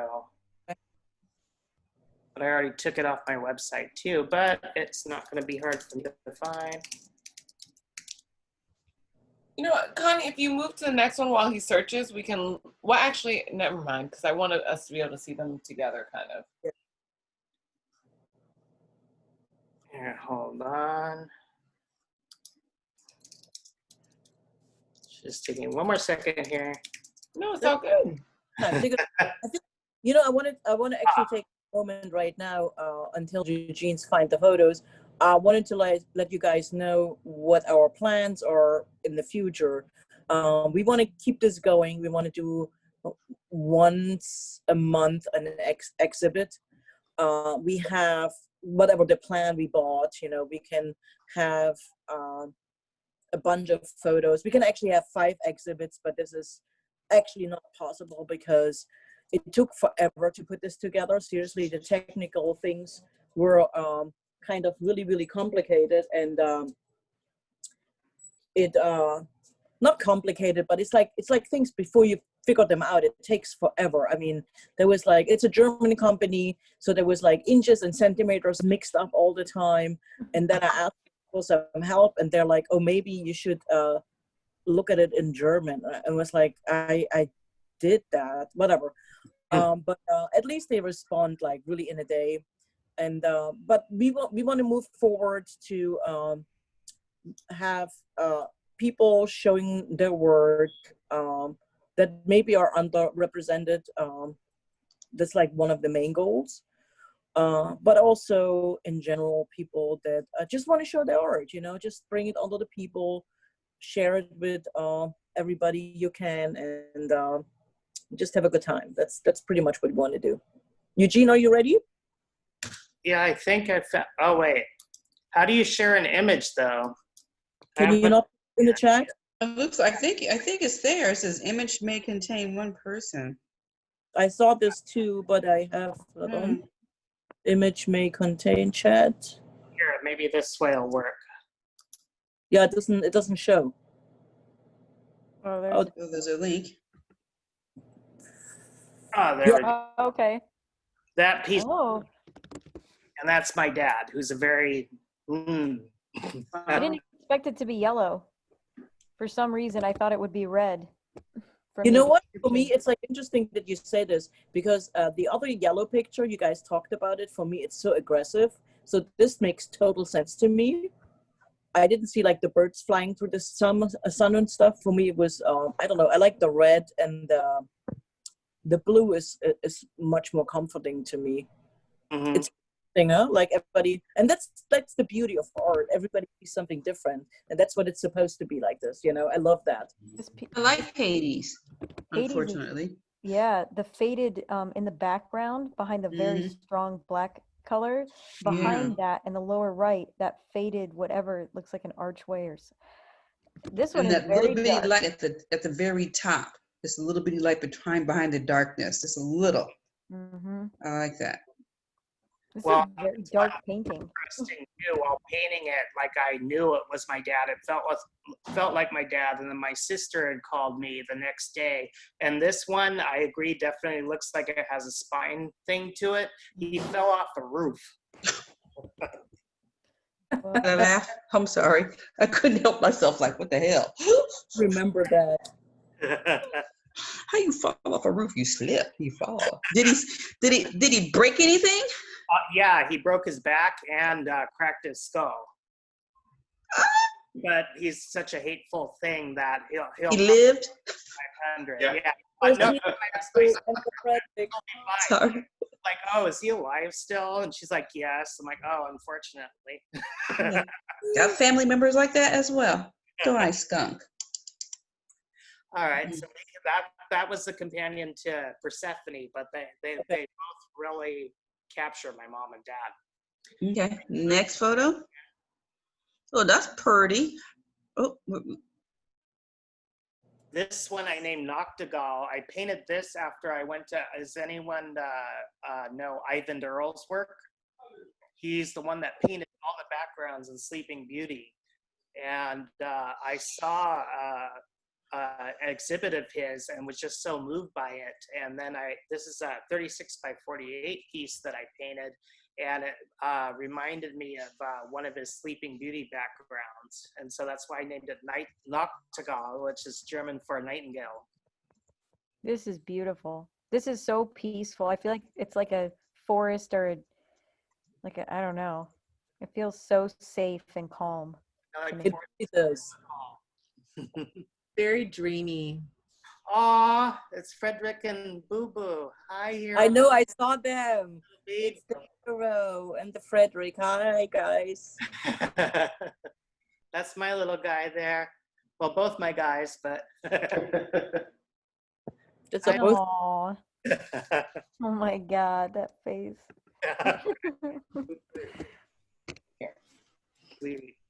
Okay, we can go to the next one. I think this is the last piece, isn't it?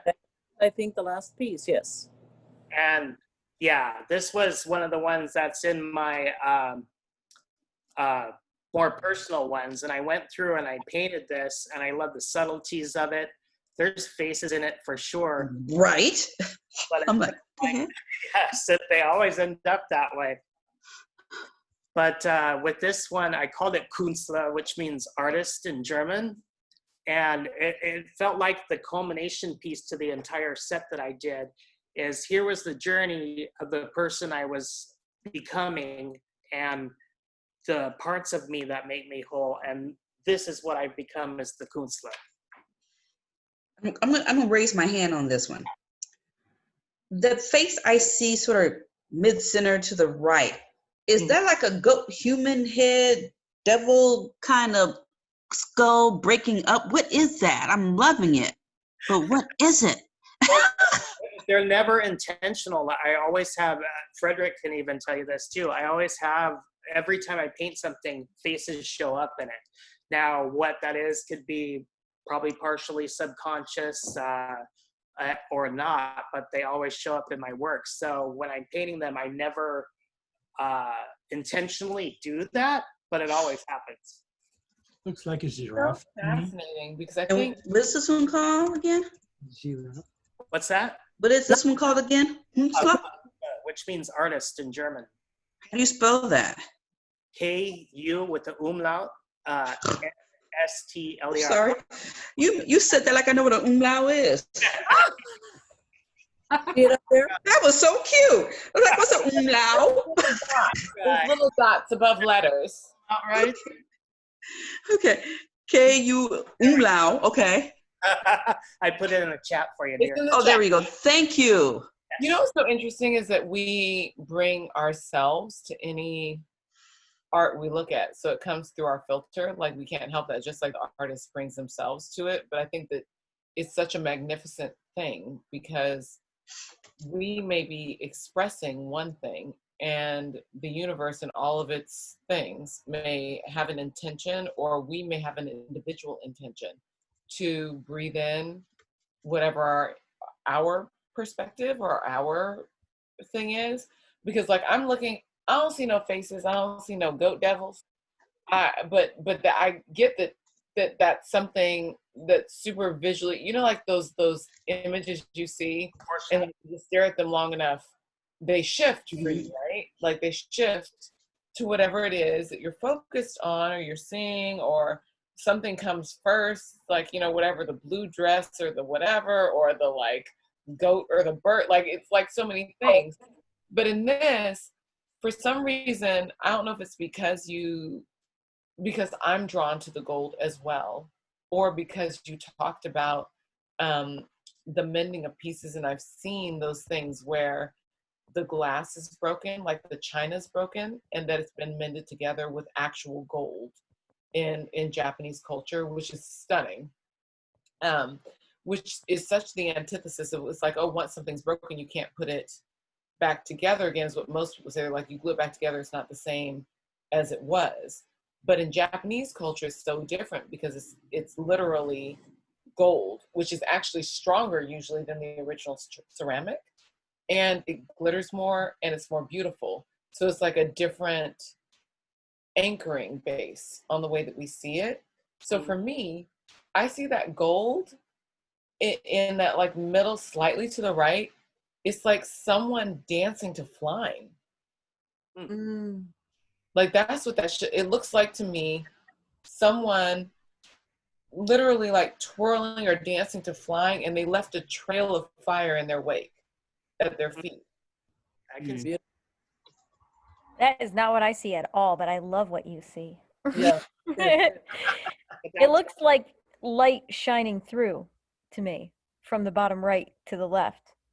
Which I see that too. That's what I'm saying. Literally, That's we the all depth. see Yeah. everything we're going through. So you like have beautifully housed an artistic lens. Your mama.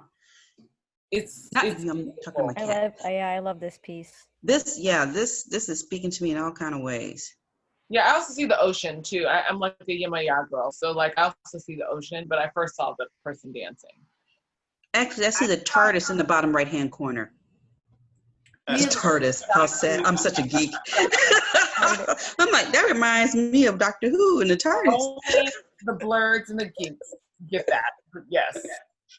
But that's another facet to why I love doing abstract. It's me completely trusting myself. And before I started, my works were very graphic and almost drawn, but I put a lot into it. But what I love is what different people see in it, and that's where I get the joy from my work. For me, not only it being an exorcism of sorts, but from it pulls other stories out of different people, and I love to hear those too. And then one thing I didn't say earlier, but I wanted to say, for Connie, she's an amazing photographer, but what she has is gift to work with people and make them feel comfortable. And as Connie well remembers, I was not good in front of a camera. And she got me to a point where I was comfortable enough with it. Now I don't even think about it, but before I was horrible. Connie, wait, pause for a second. Connie, can you unshare the screen so that we can see people bigger? Not that I don't love this beautiful piece of artwork, but now we're in conversation and I want to see people's faces clearly. Thank you. Oh, well, I was just complimenting her on that fact. It shows up in her work, but just how comfortable you are, and then you whatever Connie says, you'll do, and it just makes for a better picture. But that's a gift that you have that not very many people possess, I think. I just love that we found out that Connie is the secret weapon to getting you to take your clothes off. Anyone can take their clothes off. Like, It is for me. so exciting and fun. I'll speak for myself. Like, There's a whole lot of comfort. I want to hang out with Connie more is basically what I'm hearing all night long. You know, you guys have such beautiful collections, really hard to pick through your own work, and you both did such a good job. Eugene, I really love that you picked all of the things that were related to each other, especially, you know, the shapes and the color choices throughout the exhibit. It's just a wonderful collection and really shows a variety, but a synthesized voice of your work. And I really love, Connie, how you did the same with your photographs. I've seen some of your different photographs, and what I love about this particular collection, at least for me, and speaks to what Dalila was saying about how we all read a little bit differently. But for me, I really appreciate the way that, Connie, your photographs are authentically Hollywood. And I just love that they capture that spirit of what it is to live in the land of film and photography. They really play with, you know, the artifice of what we are as people who live here, but they're also telling really deep and evocative stories, which is true about, you know, there's a lot of glitz and glamour on the top, but at the same time, we're all whole beings on the inside. And that's what really spoke to me across the whole collection. I think the image of Pascal really speaks to that. And then that first image of Dalila in the fur coat, leaning back, you know, they just really speak to that kind of movie vibe that we carry with us, whether we think about it or not, influenced by living here and being here. So kudos and snaps to both of you for the really amazing show and collection. It's just lovely. Congrats. Thank you. Well done, guys. Yay. I'm a clapper, sorry. I think both Dalila and Connie, you're both muted. Oh. Yeah, Connie, you're muted. Dalila, you're muted. I'm sorry, but I was saying, like, as a caveat to what Ryan was saying, like, there's something around rebirth and like Eugene, you talking about like the metallic and like how that showed up, and Connie, you talking about like actually being in the trenches of rebirthing something, and that was what inspired you to come to this space, that are so beautifully mirrored, I think. And I think that there's like, I can't wait to see what, to experience what people who journey with both of you on this thing monthly, because I know from what I've been told is the idea is to spotlight and give a pathway to other artists, but to also include pieces of your own as well. And what Connie, you said about your life in East Germany, and what Eugene, you said about like kind of your parents and your family and things, and like how you're moving forward in that way, are so beautifully spotlighted in your art. And we got like a little smattering of that tonight. Like you guys both did a beautiful job of choosing pieces that gave us like a little peek in to a doorway of certain shoots that you were inspired to do, that I truly feel like we're out of those places that you get to then expand on in these pieces and take people on that journey with you.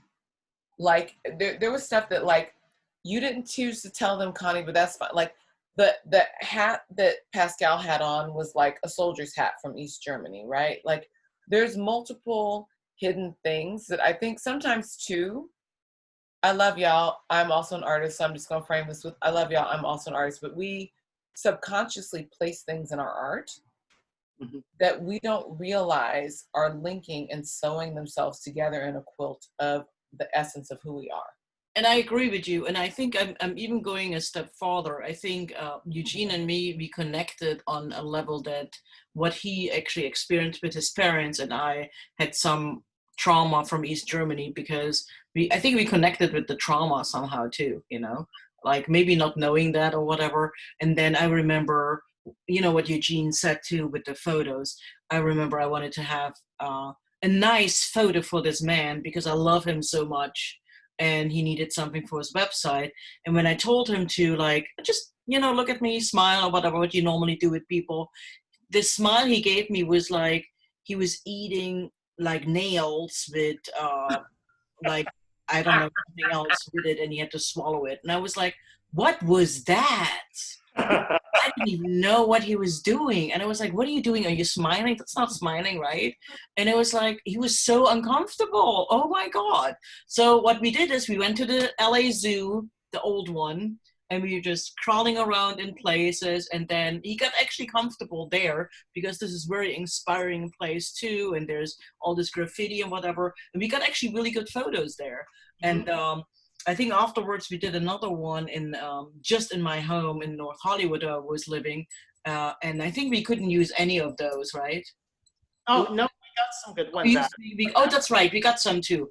Yeah. Yeah, I know. We had to take like 1,000 photos and we got like 4 out of it you can actually use. But it was, the atmosphere was not right, you know, too. What do you say? I'm sorry.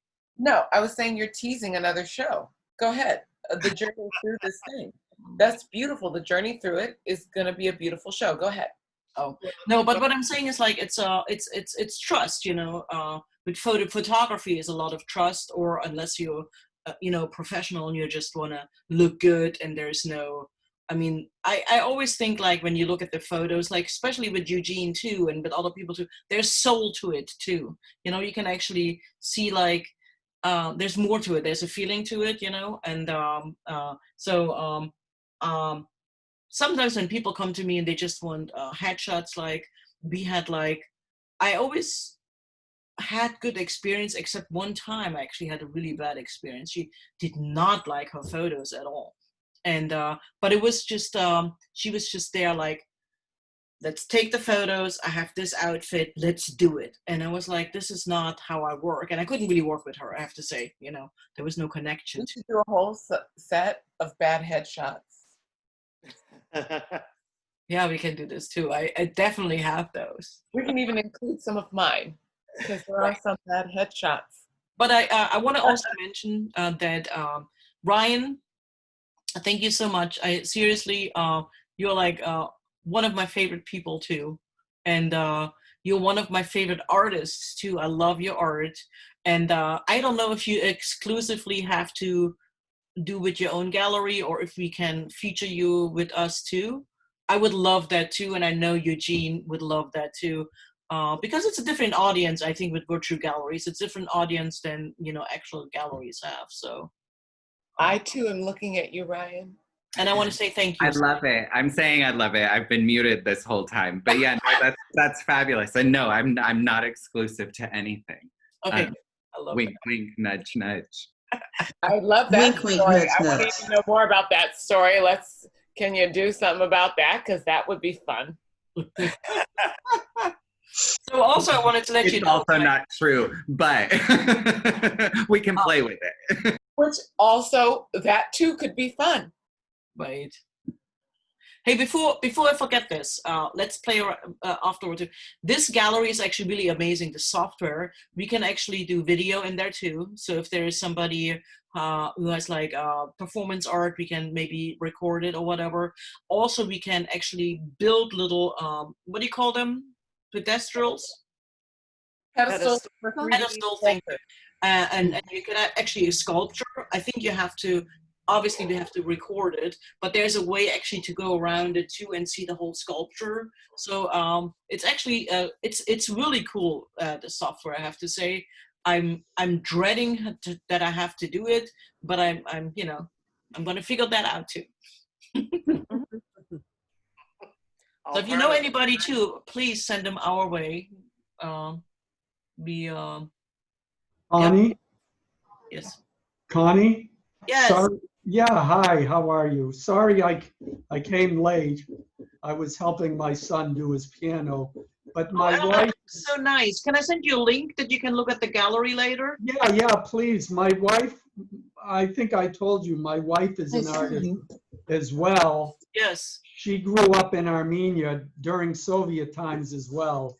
So she has some similar, oh, and there she is in the background. Good girl, I just started waving. I'm like she can see me. Yeah, you guys should do something about that too. I mean, you guys should talk clearly. I'm not in that. It would be lovely. How that shows Yeah. up in different places. Yeah, so, Where is gonna be? well, it's like an online, I'll explain it to you later. It's like a 3D gallery. Yeah, so, but when you talk about performance art, my wife has done a bunch of art performances here and in Armenia and in Europe as well, so we should connect, definitely. The link is in the chat. The link for the gallery. Oh, okay, great, yeah. But we can also add in 3D art and video. Yes. Yeah. But you and I met at the Academy, the TV. This is one of my. Yes, where we were still allowed to be like close to the room. I love it. Yeah. Thank you. Yeah. So anyways, yeah, I'll get the, I don't want to take up too much of your time, but yeah. What's your get wife's the link. name, Alan? Huh? Oh, Darian. Can you introduce her? Oh, this is my wife. Oh. We can't She hear goes you. by Narine Izajanian. I'm Narine Izajanian. I go all over the world. I do art performances front of the main cities art museums. I use like I use some of the dirt from the country. I mean, from this place I go, and then that's like kind of on my art piece. She incorporates it into her art, so Oh, okay. Wow, that sounds interesting. yeah, so Beautiful, because it brings the energy in. Do it. yeah, so We have videos and photos. We can send that to some group. yeah, but Send no, it to I Connie and Eugene, because they're curating additional shows. Yes. Oh, okay. Great. I'm going to send you something, Alan. We're on Facebook. I'm going to send you just extra links that make sure that you have it, okay? Okay, great. Yeah. Thank you. Yeah, thanks. And I have a nonprofit. If you need more artists, I can include some of other artists from LA. Yeah. Please include that in the email that you send to them so that they can see it. Okay, great. Yeah. Spotlight. Yeah, absolutely. Yeah, so. See you. Good luck. Thank you. Thank you. Bye. Yeah, but no, and I know, Connie, as well, you've had exhibitions. I forget, there was one last. You're muted. No, I think you. Oh, sorry. Oh, I can hear you now. Yeah, you had an exhibition, I think it was last year sometime. I forget what gallery it was in, but I know we've been to that gallery often, so. Or maybe it was Ryan's Tag Gallery on Wilshire. Yeah, that was the one. Yeah, Tag Gallery, so. But I met both you and Dahlia at the Academy events, so. That's right. Yeah, I remember. That was a full one. It was crazy. Oh, yeah, they were all crazy. Yeah. But it was. It was so nice meeting you. You too. Yeah. Is there any final questions or burning things that people want to ask of these delightful, delicious, magnificent, resurrecting artists? You said resurrecting. Yeah, no, they are. Both of their art, for sure, is pulling things up from things that have burned to the ground or that they wanted to burn to the ground and then rebirthing them. It's beautiful. Yeah. Well, and one thing before I forget it, because you made me think about it, Dalila, was on that note, Connie and I didn't connect on our trauma, we didn't talk about it, but we did. Energetically. But right when we first met, we hit it off. It was just 2 seconds and we were instantly talking. And that very rarely happens with people. But I mean, with Connie, it was instant. Say, this man, I'm all about fashion, right? He was wearing shorts. They were black shorts with big roses on it. I was about to say, I knew they had a pattern. When you said black, I was like, I'm waiting for what pattern was on these shorts. Thank you, Dalila. It was just beautiful. So before I actually saw his face, I was actually photographing the event for HIV. What was it? Stigma Project. Stigma Project, right? And I was there with the crowds, and then my friend was there too from the LA Times. We actually made the LA Times cover, by the way, we three. That year, yes. I think it was his shorts, though, I have to say this. Because I went over there, and I'm just looking around, taking photos, and then I was like, what is that? So I go over there, and there's this man wearing this fabulous shorts. That's how we met. From the shorts. The clothing, huh? I love it. Were they G-Star? That's no, I don't know where you got them from. Your XXX. Oh. Well. And I've said. But they were a full pair of shorts. You don't have to worry there. Now you see them both. That's right. So, you guys, you are back in LA now, right? No more Magdeburg. Yeah, we're in Hollywood. So 2 years now we've been back. Yeah. That's nice. Did everything work out with the green card? You're a citizen now, right? Green card. Yeah. Green card? Okay. No problems with that. It was all good. I think over a year now or so. Okay, good.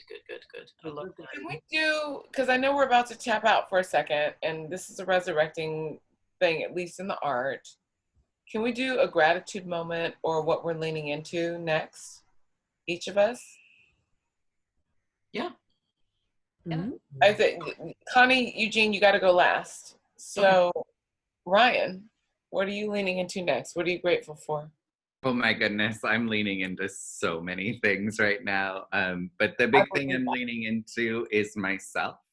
I'm on furlough from my corporate job. And what I've decided is that during this time, I'm gonna focus on all of those projects and ideas that I wanted to focus on. And strangely enough, things keep happening. Like I'm literally at work on a job I've been working on all day long for a television commercial, and I've never worked on anything for a television commercial before in my life. I mean, it's, I'm building a PowerPoint for a television commercial, but build that resume. Right? That's right. So that's me, and I'm thankful for the ability to keep doing things in this really crazy time. Like I'm doing okay, and I'm very happy about that. I love it. I love that too. Frederick, what about you? Boy, this is so much like the last meeting I just logged out of. So I know the answers. I'll be really quick. All I'm leaning into is the fact that I have a really happy home.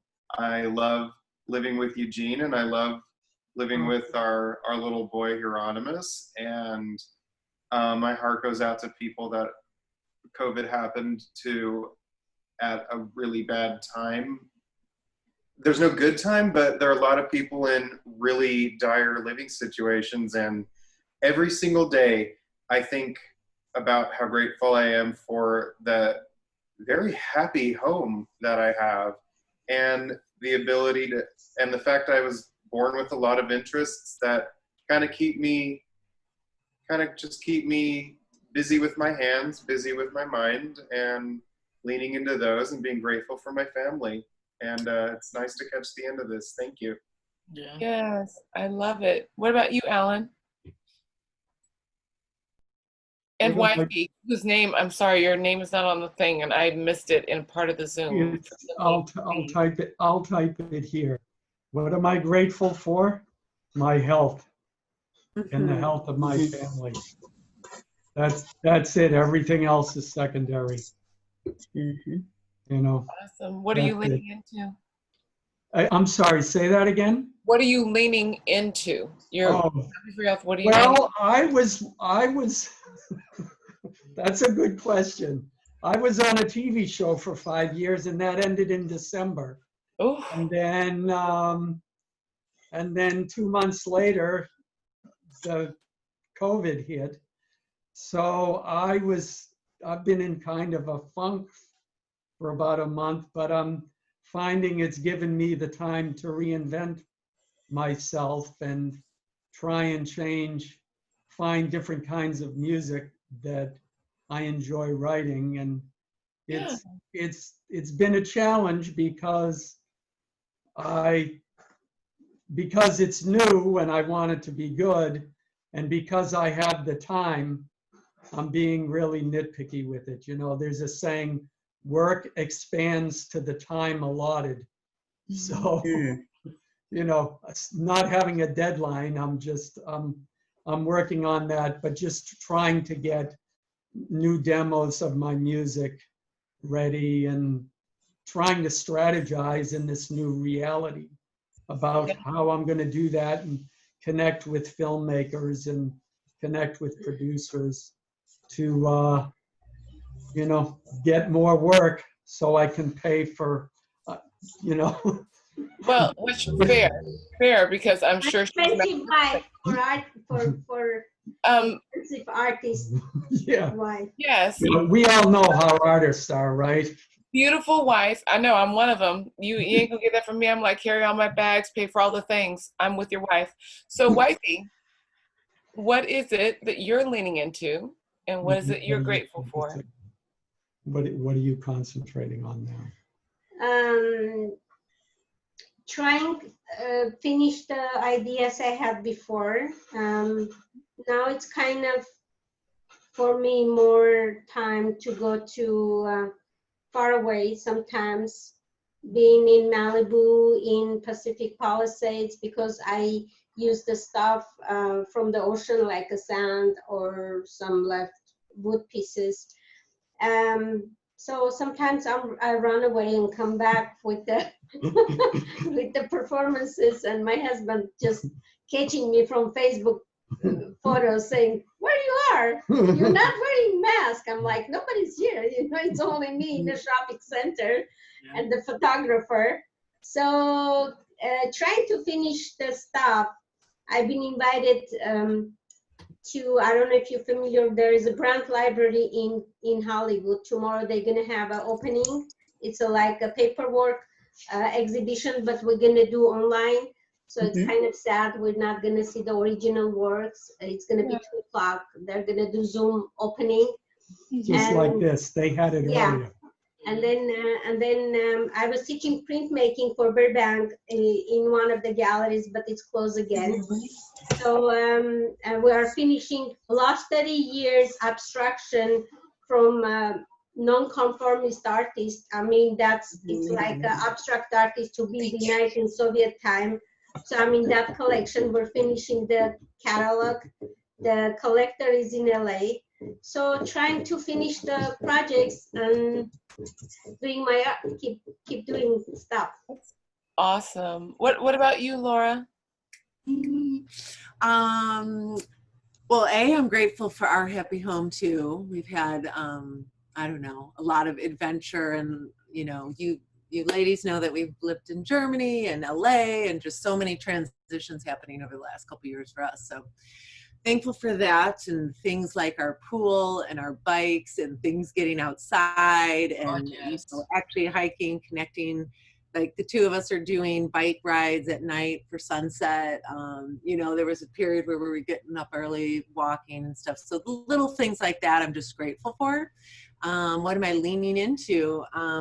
I guess, I think it was Ryan that said this, sort of myself and filling myself back up. I think for a long time, and all of us know this, I'm an artist that's very giving, and I tend to give to the umpteenth degree. I I guess I'm sort of giving to myself right now. So one of the things I'm leaning into is my yoga practice and meditation, which really does sort of affect everything else with my art as an actor. I was a painter growing up, and I haven't painted in forever, like forever. So I've been having this itch to like, I need to paint, I need to create. So I might be connecting with some of you in that way, because I just need to learn some things with painting. And sip. I'm sorry? Paint and sip. Paint and sip? I'm not much of a sipper, but I will paint. But yeah, so leaning into myself and just creatively like figuring out what's gonna, I guess organically letting whatever's going to happen from that. You know what I'm saying? It's like I don't want to have an exact plan or I don't know. I want it to evolve as it evolves. And Vanessa. Come on, Vanessa, share. Leaning into. I'm head deep in work. I'm an engineer. I'm the chief architect at the little startup here in LA. We're 9 people, 8 people as of this week. There was kind of a bummer, like the only other woman left because she just cannot deal with the COVID stuff, with all the like working from home, not having anyone. It's just too much. And she was the only other woman there, so like to be the only queer or woman at that company. But everyone is friendly, so I'm not complaining. It's just, it was nice to have someone else. And I'm just pointing out that you work in virtual reality and in connective space and things like that. So truly working at like the pioneering of where computers and connecting in ways like this, they've actually built technology. That Really interesting. I can imagine there's the only woman and only queer person in a space that's so forward thinking, because that means you're one of the few people in a room that's supposed to be so forward thinking that I'm certain often is not. And then you feel like you have to speak up, but then you don't have space to do that. And that's hard. I'm sorry. Right. But I am grateful. I only came out last year and in public this year. Well, welcome to the party. Welcome, bitch. And so that has not at all been a problem at the office. So everyone is supporting. Laura is my biggest supporter ever. And so I'm really grateful for that. And I should be leaning a little bit more into that. I'm just so swamped with work that I don't really take much time for myself, but we try to. This is when I try to get her out on the bike or go for a walk. Self-care is important, love. You can't feed anybody from an empty cup. I'm saying. You can't feed the cause. You can't feed the creativity. You can't feed shit from an empty cup. Yeah. It's all about the self-care. Yeah. And it's a journey. You know what I mean? It's a journey. There's I don't want to fuck up your name, love. John Neal? Yeah. Yes. Hi. You haven't said hi yet. You came in late in the game, but I would love for you to do your thing. Phil, I'm coming to you, but I know you're going to say some shit that I know. You making that face. I want you to think about it, and then you're going to come in, and I know it's going to be a button. That's why I'm waiting.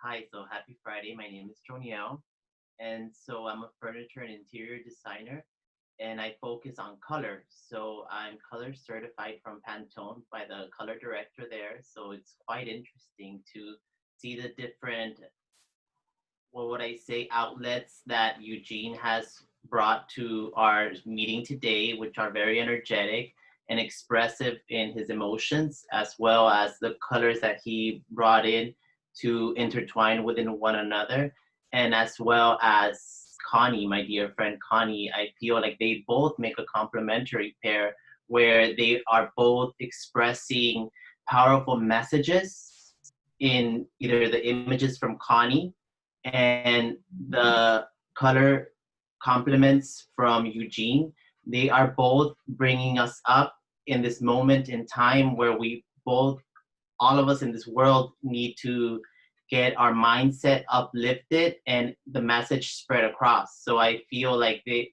their tools are very utilitarian in this certain moment. And I'm grateful for this moment that many human beings, all of you, have with different ideas, perspectives, have been brought into this lovely night to share your thought process, because everybody comes from a different sector of the world and has a different point of view. Mm-hmm. And so I'm thankful for that, for sharing energy within one another, and also your artistic ways, because I see everyone here is highly expressive in their mind and in their, for example, what they perceive in life. And I'm thankful for all of you. And what I'm leaning towards right now in this moment in life is keeping my energy in my workplace flowing, because I own a manufacturing company where I make furniture. So it's my mother and I making furniture, and I'm thankful for that as well. So keeping the energy flowing in my workspace, keeping it lively, my feng shui functioning properly, as well as in my home and those around me, those closest to me. And we're more alive with color. So sharing color, living in color, and unity with color. So that's why I feel it's very important. Nice. That's awesome. Mm-hmm. Beautiful. I Phil, like that. I want to end with the artists. So, like, Phil, what's yours? Who's Phil? Who's Phil? Felicia? Me? Oh, I'm Phil? You're trying to get Flea out. Nobody ever calls you. Flea. It's Flea. Flea. Oh, Who's damn Phil? it. Because I'm reading the names like, I don't see Phil. Like, shit, wait. Damn it. That's my bad. No worries. What she was trying to say, like my sobriquet is Flea. But lately I've been starting to use Felicia because I'm trying to be an adult. And it's not really working out, but I'm trying to work on that because I'm visual. When I look at the with word, the green color right now, it's really hard with the Felicia. My shortcomings, not my shortcomings. We're all trying, honey. We're all my shortcomings. Flee. Or Felicia. What I am leaning into this year. Well, not really this year. I mean, the plague broke out and I sort of freaked out immediately. But after I got a hold of myself, which took a month or so of some serious drinking, then I brought it back in. It's gonna be honest. No, there's this drinking. There was like I'm on my therapy video drinking directly from the bottle, and she's like, "Do you need a glass?" I said, "This is a glass," and kept drinking as I was talking. But what I've been leaning into for the last couple of months is reconnecting with a part of myself that I lost over the years. Due to surgery after surgery after surgery after surgery. I think, if I'm counting correctly, I've had 13 surgeries total. If I'm counting correctly, I tend to grow benign tumors just everywhere. And I think that's just my madness for being a preemie and not cooking long enough, And I spent the first 6 months of my life in an incubator. So to me, the struggle has always been a struggle. And then I hit 50 and I said, shit, I'm going to live. And now that I'm 53, I'm like, oh, fuck, I'm really going to live. So now. They're like, oh, after 50 years, I decided, oh, apparently I'm not going, okay, I'm good. No, I was not preparing for retirement because I thought I was going to die. So I was not ready for this.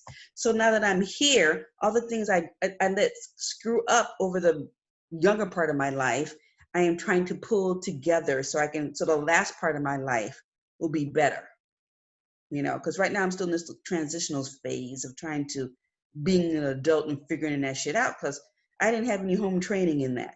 It's like, okay, we'll teach you how to pay your bills. We'll teach you how to get your rent done, but we want to teach you how to invest and move forward. We want to teach you how to be viable. So I had to learn a lot of these things myself. And so reconnecting with the things I lost, like I miss community, I miss hanging out, but the plague is on right now. So we're good with that, or the plague is on. but I miss having a place that people can come to and relax, But then I have these two terror cats that Connie, this is all Connie's fault. Skunk and Mittens, this is her fault. I mean, they're awfully cute. So They're awful cute, but it's still her fault because I didn't have much, but it was decent. Now there is shreds. It's this shredded furniture, And I think about buying something new, more adult. And I'm thinking, I'm gonna have to wait till they get like 5 to 15 years old and when they're almost dead before I can have a decent home. No, you just have to get comfortable with it. Sometimes stuff shreds. Yes, don't laugh, Connie. I still blame you. But for me, for me, it's all about reconnecting with self and the things that I miss about self that I let go over the years of surgery. And it's been a wonderful rediscovery. It's been a little heart-wrenching, and I go through that with therapy, but it's been a wonderful rediscovery of the things I miss. And I let go because of just pain and misery and drugs, prescribed drugs. Fair. But so that's me. And the artwork from two different views. Like Connie does photos, and I love how she just puts this tint and texture into the photo where you can see the pain or the light or the soul of the individual. While Eugene with painting, now that's something new. I like the colors and the abstractness, and I like finding the faces in it. And for me, I was like, okay, I hear him talking about pain, but I don't see that much pain. But that's your personal experience. I see more light in darkness than I do than in light, because I tend to like the darkness. I tend to like the misery and pain. I sort of revel there, And so to me, it was all very beautiful, and just like, wow, I love that. I love that. I don't have that kind of money. I love that. I love that. I don't have art on my walls. What the fuck I'm going to do? But I want that, It's transformative. I think you transmute energy. So like you hold the darkness, you hold the space. And like a part of what you were reaching for with Eugene's art, I think, or at least what I see in Eugene's art, is a transformative property. So it's like the way he talks about it is from a place of darkness and the pain. But what we see is the beauty. So like you transmuted those things. So even though what you experienced and what you were placing upon a canvas was your journey that was very painful, hopefully, I hope, as your friend who loves you dearly, as chosen family, I hope that you also internally transmuted it. But for sure, you transmuted it visually, for sure. No, but that goes back to the kintsugi philosophy, taking what was broken and embracing it. That's part of me. I wouldn't change anything that's ever happened to me because of that. And those things were broken, but I took them and made something new out of it. And I think the acknowledgement of it is important. Yeah, it's important though to acknowledge it, because a lot of times we try and either dissociate or completely delve into the darkness. What you've done instead is looked at the darkness. And he turns out the light. Office went out. Hold on. You said delve into the darkness and his face goes dark. I'm like, oh, that was perfect timing. Wait, look at what's happening. Look at what the universe just gifted us with. What you see is the skyline and that same piece of art in shadow with a muted light on the gilded parts. So we were talking about darkness transmuted, and then you just see the light coming up. Like the universe just gifted us with an additional artistic experience of the art piece. Look at the puppy. Yes, and also Hila. Oh, that's him. I see. I thought it was a kid. I didn't know it was a dog. But like fair. Okay. Okay, wait. I want to get to the artist too. I think I'm the last of the humans who didn't create art in this thing. Yes. I'm leaning into grace, self-forgiveness, and holding my fire from a place of peace. I hold grace and fire immutably in a single vessel. And it's me being willing to hold that without fear, without apology, and without seeking approval, which is very difficult for me because I have codependent tendencies. So for me, holding those things in the same space is very challenging. But that's what it is. And also, like from the like that's what I'm leaning into, is holding that thing that I've now realized is a thing.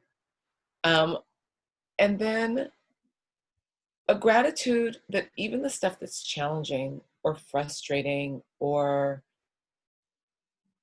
anxiety producing sometimes in the midst of a pandemic, a racial uprising, and fascists trying to take over the government, that I'm here. And there are a lot of delicious and delightful people that I love so deeply. And that even the most frustrating things, I'm like, but I have this person to have that conversation with, or I have this friend or to do that, or I have this family member to be this way with. Like, there's so many people that don't have those beautiful parts in their life that I have. And I actually can't even fully express how incredibly grateful I am for them. I love the humans in my world so much. So much. So much. Artists, Eugene and Connie, leaning into and gratitude so that we can close out. How about you, Connie? Eins. Okay, leaning into work, I'm trying to get sane again because I wasn't feeling inspired for like the last 4 months. I was just watching all my friends creating all this stuff and doing films and whatever, and I was like, I am not there at all. I wasn't even able to watch anything which was not junk on TV. I just wanted, like, I don't know, it was just almost like I needed like a timeout, I guess, you know, after all this time. Because if you think about it, like, you have your day job, or I have my day job, you know, there's stress, you have to do this, then you want to create something too. And then sometimes the whole creativity got killed, for me at least, was the commute. I commuted every day 3 hours at least. That was the minimum. And it was just, normally it's like, you know, you go, if I go on the expo line or go on a bus, it's actually inspirational to me to see like people interacting and then see all this stuff. But it was just, because I did this every day, it was like, it just killed everything in me somehow. I don't know. And then with COVID, I was like, you know, in the beginning, I was like, oh, that's actually nice. You know, I can be home, I can sleep, I don't have to go to work. It's going to be fun, you know. And I really, really, really enjoyed it for 2 months. It was lovely. And then I was like, okay, so it's not like this anymore. So I tried to find something, and I didn't do anything. I think I didn't do anything for like 4 or 5 months. So like the last month, one of the people actually helped me to get out of my funk was a friend of mine who was on the chat here before. I used to go boxing. You know, we used to go Angel City boxing all the time. And it's like, it was just sanity, I guess, after a work day. And everything is like canceled. And then my friend from San Diego, she started to do online boxing. But it's not just that you do online boxing, because other people were offering this too. She did it on Zoom. So you actually have to do like this, you know, in your box, and then you have like the app works in the end. And I didn't tilt my camera down, and then she's like, "Are you on the floor, Connie? Are you doing something? Are you taking a nap? What's going on?" So she actually interacts with you, and I was like, "I'm actually taking a nap because I am done, you know." But it's just so fun. So I started doing this, and she did this like with her wife or with her girlfriend. They did it like 6 days a week. So I was actually working out 6 days a week with them, And sometimes, I tilt the camera down when I need a little break. But it was just fantastic. And somehow, when I work out, I'm in a better mood, and I'm getting like more, I don't know, I just feel better, and I was like, oh, let's do something. And then I get ideas, I get inspired again, doing something. And so I'm there right now, and I'm really happy that I did that. And also the whole thing with the situation right now in this country, I cannot even talk about this because it upsets me so much, and I know I'm not the only one. It's just like against everything I grew up with, even in Germany, in East Germany. Even East Germany, I mean, this is not okay what this guy is doing right now, but a lot of things feel very similar again. And so that brings me, sometimes I'm like waking up at night, it's like this panic, or like I'm having like these backflashes that I never had before, or I hadn't had in a very long time. Like, it's just like, whatever. So I don't want to take this too much out and too longer, but I'm really grateful for all of you, actually, because this is what inspires me, people in general, connections, what we don't have right now. And my wife and me, we're trying to connect. We have a huge backyard, which keeps me sane too. A backyard and animals. I can go out, and maybe we can do some social distancing meeting in our backyard. Bring your beer. We're gonna sit there. Like, let's just do it. I mean, I need to see you guys. It would be lovely. I would love that. Love that. Mm-hmm. That's my wish. Eugene, Mr. Huffman? Well, I would say it's like kind of hard to say one thing I'm leaning into because they kind of all converge with each other. But I'd say focus, self, and Berlin.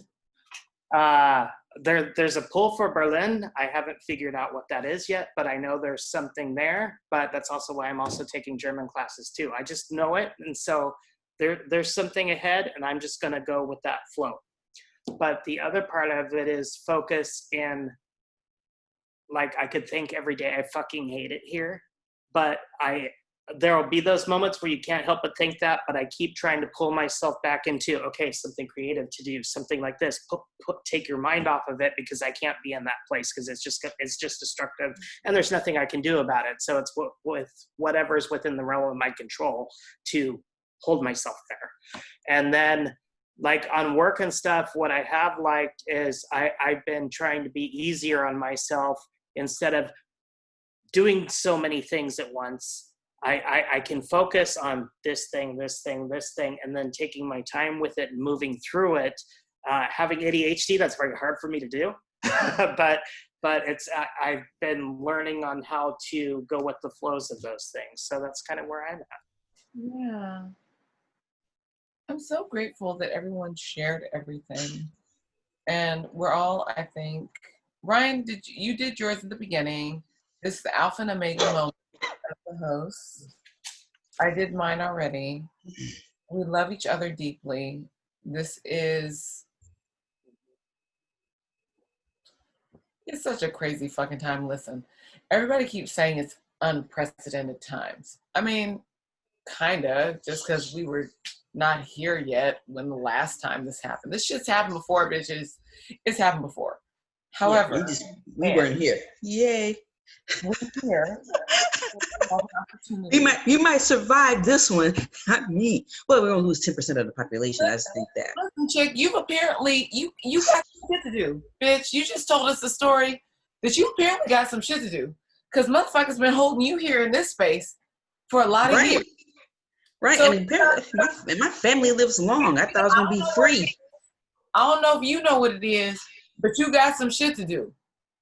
We can talk about it, but you got some shit to do, because otherwise you wouldn't still be here. So you can lean into all the darkness you want. I like my darkness. But you can't. See, my shit is for everybody else. Like, I'm here to give you a bump. Now it's my time to bump myself. I'm gonna be the mama energy for a moment. No, my mama's an ass, so try somebody else. Not listen, but you can't pretend like you didn't come through quagmire and survive. Oh yeah, I know that. Yeah, I Right. definitely But the thing is, at appreciate this that. point, bitch, it's been almost 5 decades. And then some. Surviving through 5 decades, there's clearly some shit you're supposed to be giving to the world.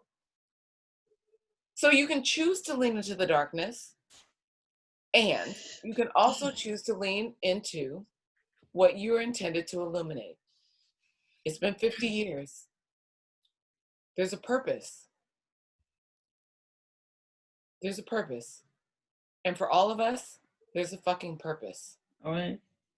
We may not be able to see it. We may not know what it is. I feel like you and Eugene's story is so clear and so anchored because you came through so vulnerable. You came through so vulnerable and so against the odds of what anybody thought would flourish. And clearly you were intended to flourish. So all of us bitches that came through with lungs at 36 or 37 or 40 weeks ain't got shit on them. We could breathe when we were born. They couldn't. And all of us are making waves, making art, making names, and making imprints on the world. We're here for a purpose. Period. And all of that is Right. Only thing I'm saying I'm making an imprint on right now is this chair with my ass, but I understand what you're saying. Ass on the chair. You trying to undermine what I just said? My imprint is comedy. How's that? I know you trying to make that. That was cute. It wasn't as funny a beat as you thought it was, and also your ass is already an imprint. That's a big one. Wait, listen, and you are still powerful, and the little being that came through is still powerful, and she still intended things. That is why she is here. I will not let you out of love. You brought a bitch into your world, this bitch. So I'm gonna call you out on it. Yes, ma'am. You did not All of a sudden I feel like, yes, ma'am. You did not make a life this way. I'm the elder. You did not make a life this way to undermine it. Yes, ma'am. Other people let you do that. I'm holding you to what your little being said when they came through. You are here for a purpose. All right. Okay. Connie, we have a quick question. What's on your shirt? I see the Deutsch. You have to stand up and show them. Can you see it? Benching alphabet. What? No.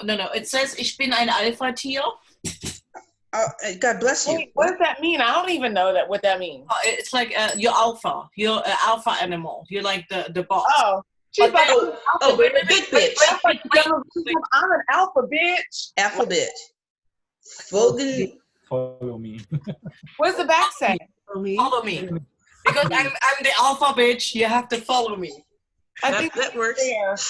Eugene, you apparently need a tank that says that as well. Like, I don't know where that shirt came from, but you guys both need one, and it's awesome. It's I thought I was gonna ask Connie later if it it's a came with the musician same in top. Germany. I think we all need a I'm an alpha bitch shirt in a different language so we can fuck people up. Right? It means I'm an alpha bitch. Follow me. Look into it, okay? I love you guys. I'm gonna pee and refill my I need glass. to pee too. Let's I'm gonna tap it was out. wonderful. Thank you. Thank you. It was a pleasure meeting you people. Eugene, I've seen you before, so it's nice seeing you again. Thank you for sharing your art. Connie, always good to see your art. Thank you. Thank you for our special guests. So much, everyone. Dalila and Ryan. Thank you so much. And bye, Ryan. Thank you. Everybody, I adore. Love you guys. Seriously, let's I do just more adore. often. It's fun. And I missed the berets before you guys go bye-bye, Vanessa. I know. Like, where'd the beret go? It's like, I love the berets. The berets are coming. There we go. You can't say fuck fashion, and the lips, you can't say fuck that. And the earrings too. It's the whole shebang. Earrings. I know. It's gorgeous. Right. I can't even believe it either. It's like, Thank you all. I love you all. Thank you so much. Bye, everybody. I'm on the leave. let's stay Good night. connected. Good night. Not Thank you. Thank you. Happy Friday night. Guten Nacht, guten Abend, guten Morgen, depending on what time zone you're in. Yes. Well, it's too early. They cannot watch it. But that's the reason I recorded it. Let me stop the recording right now. Bye, loves. We'll get together soon. Absolutely. I would love to. Backyard distance, bitch. The dogs can play in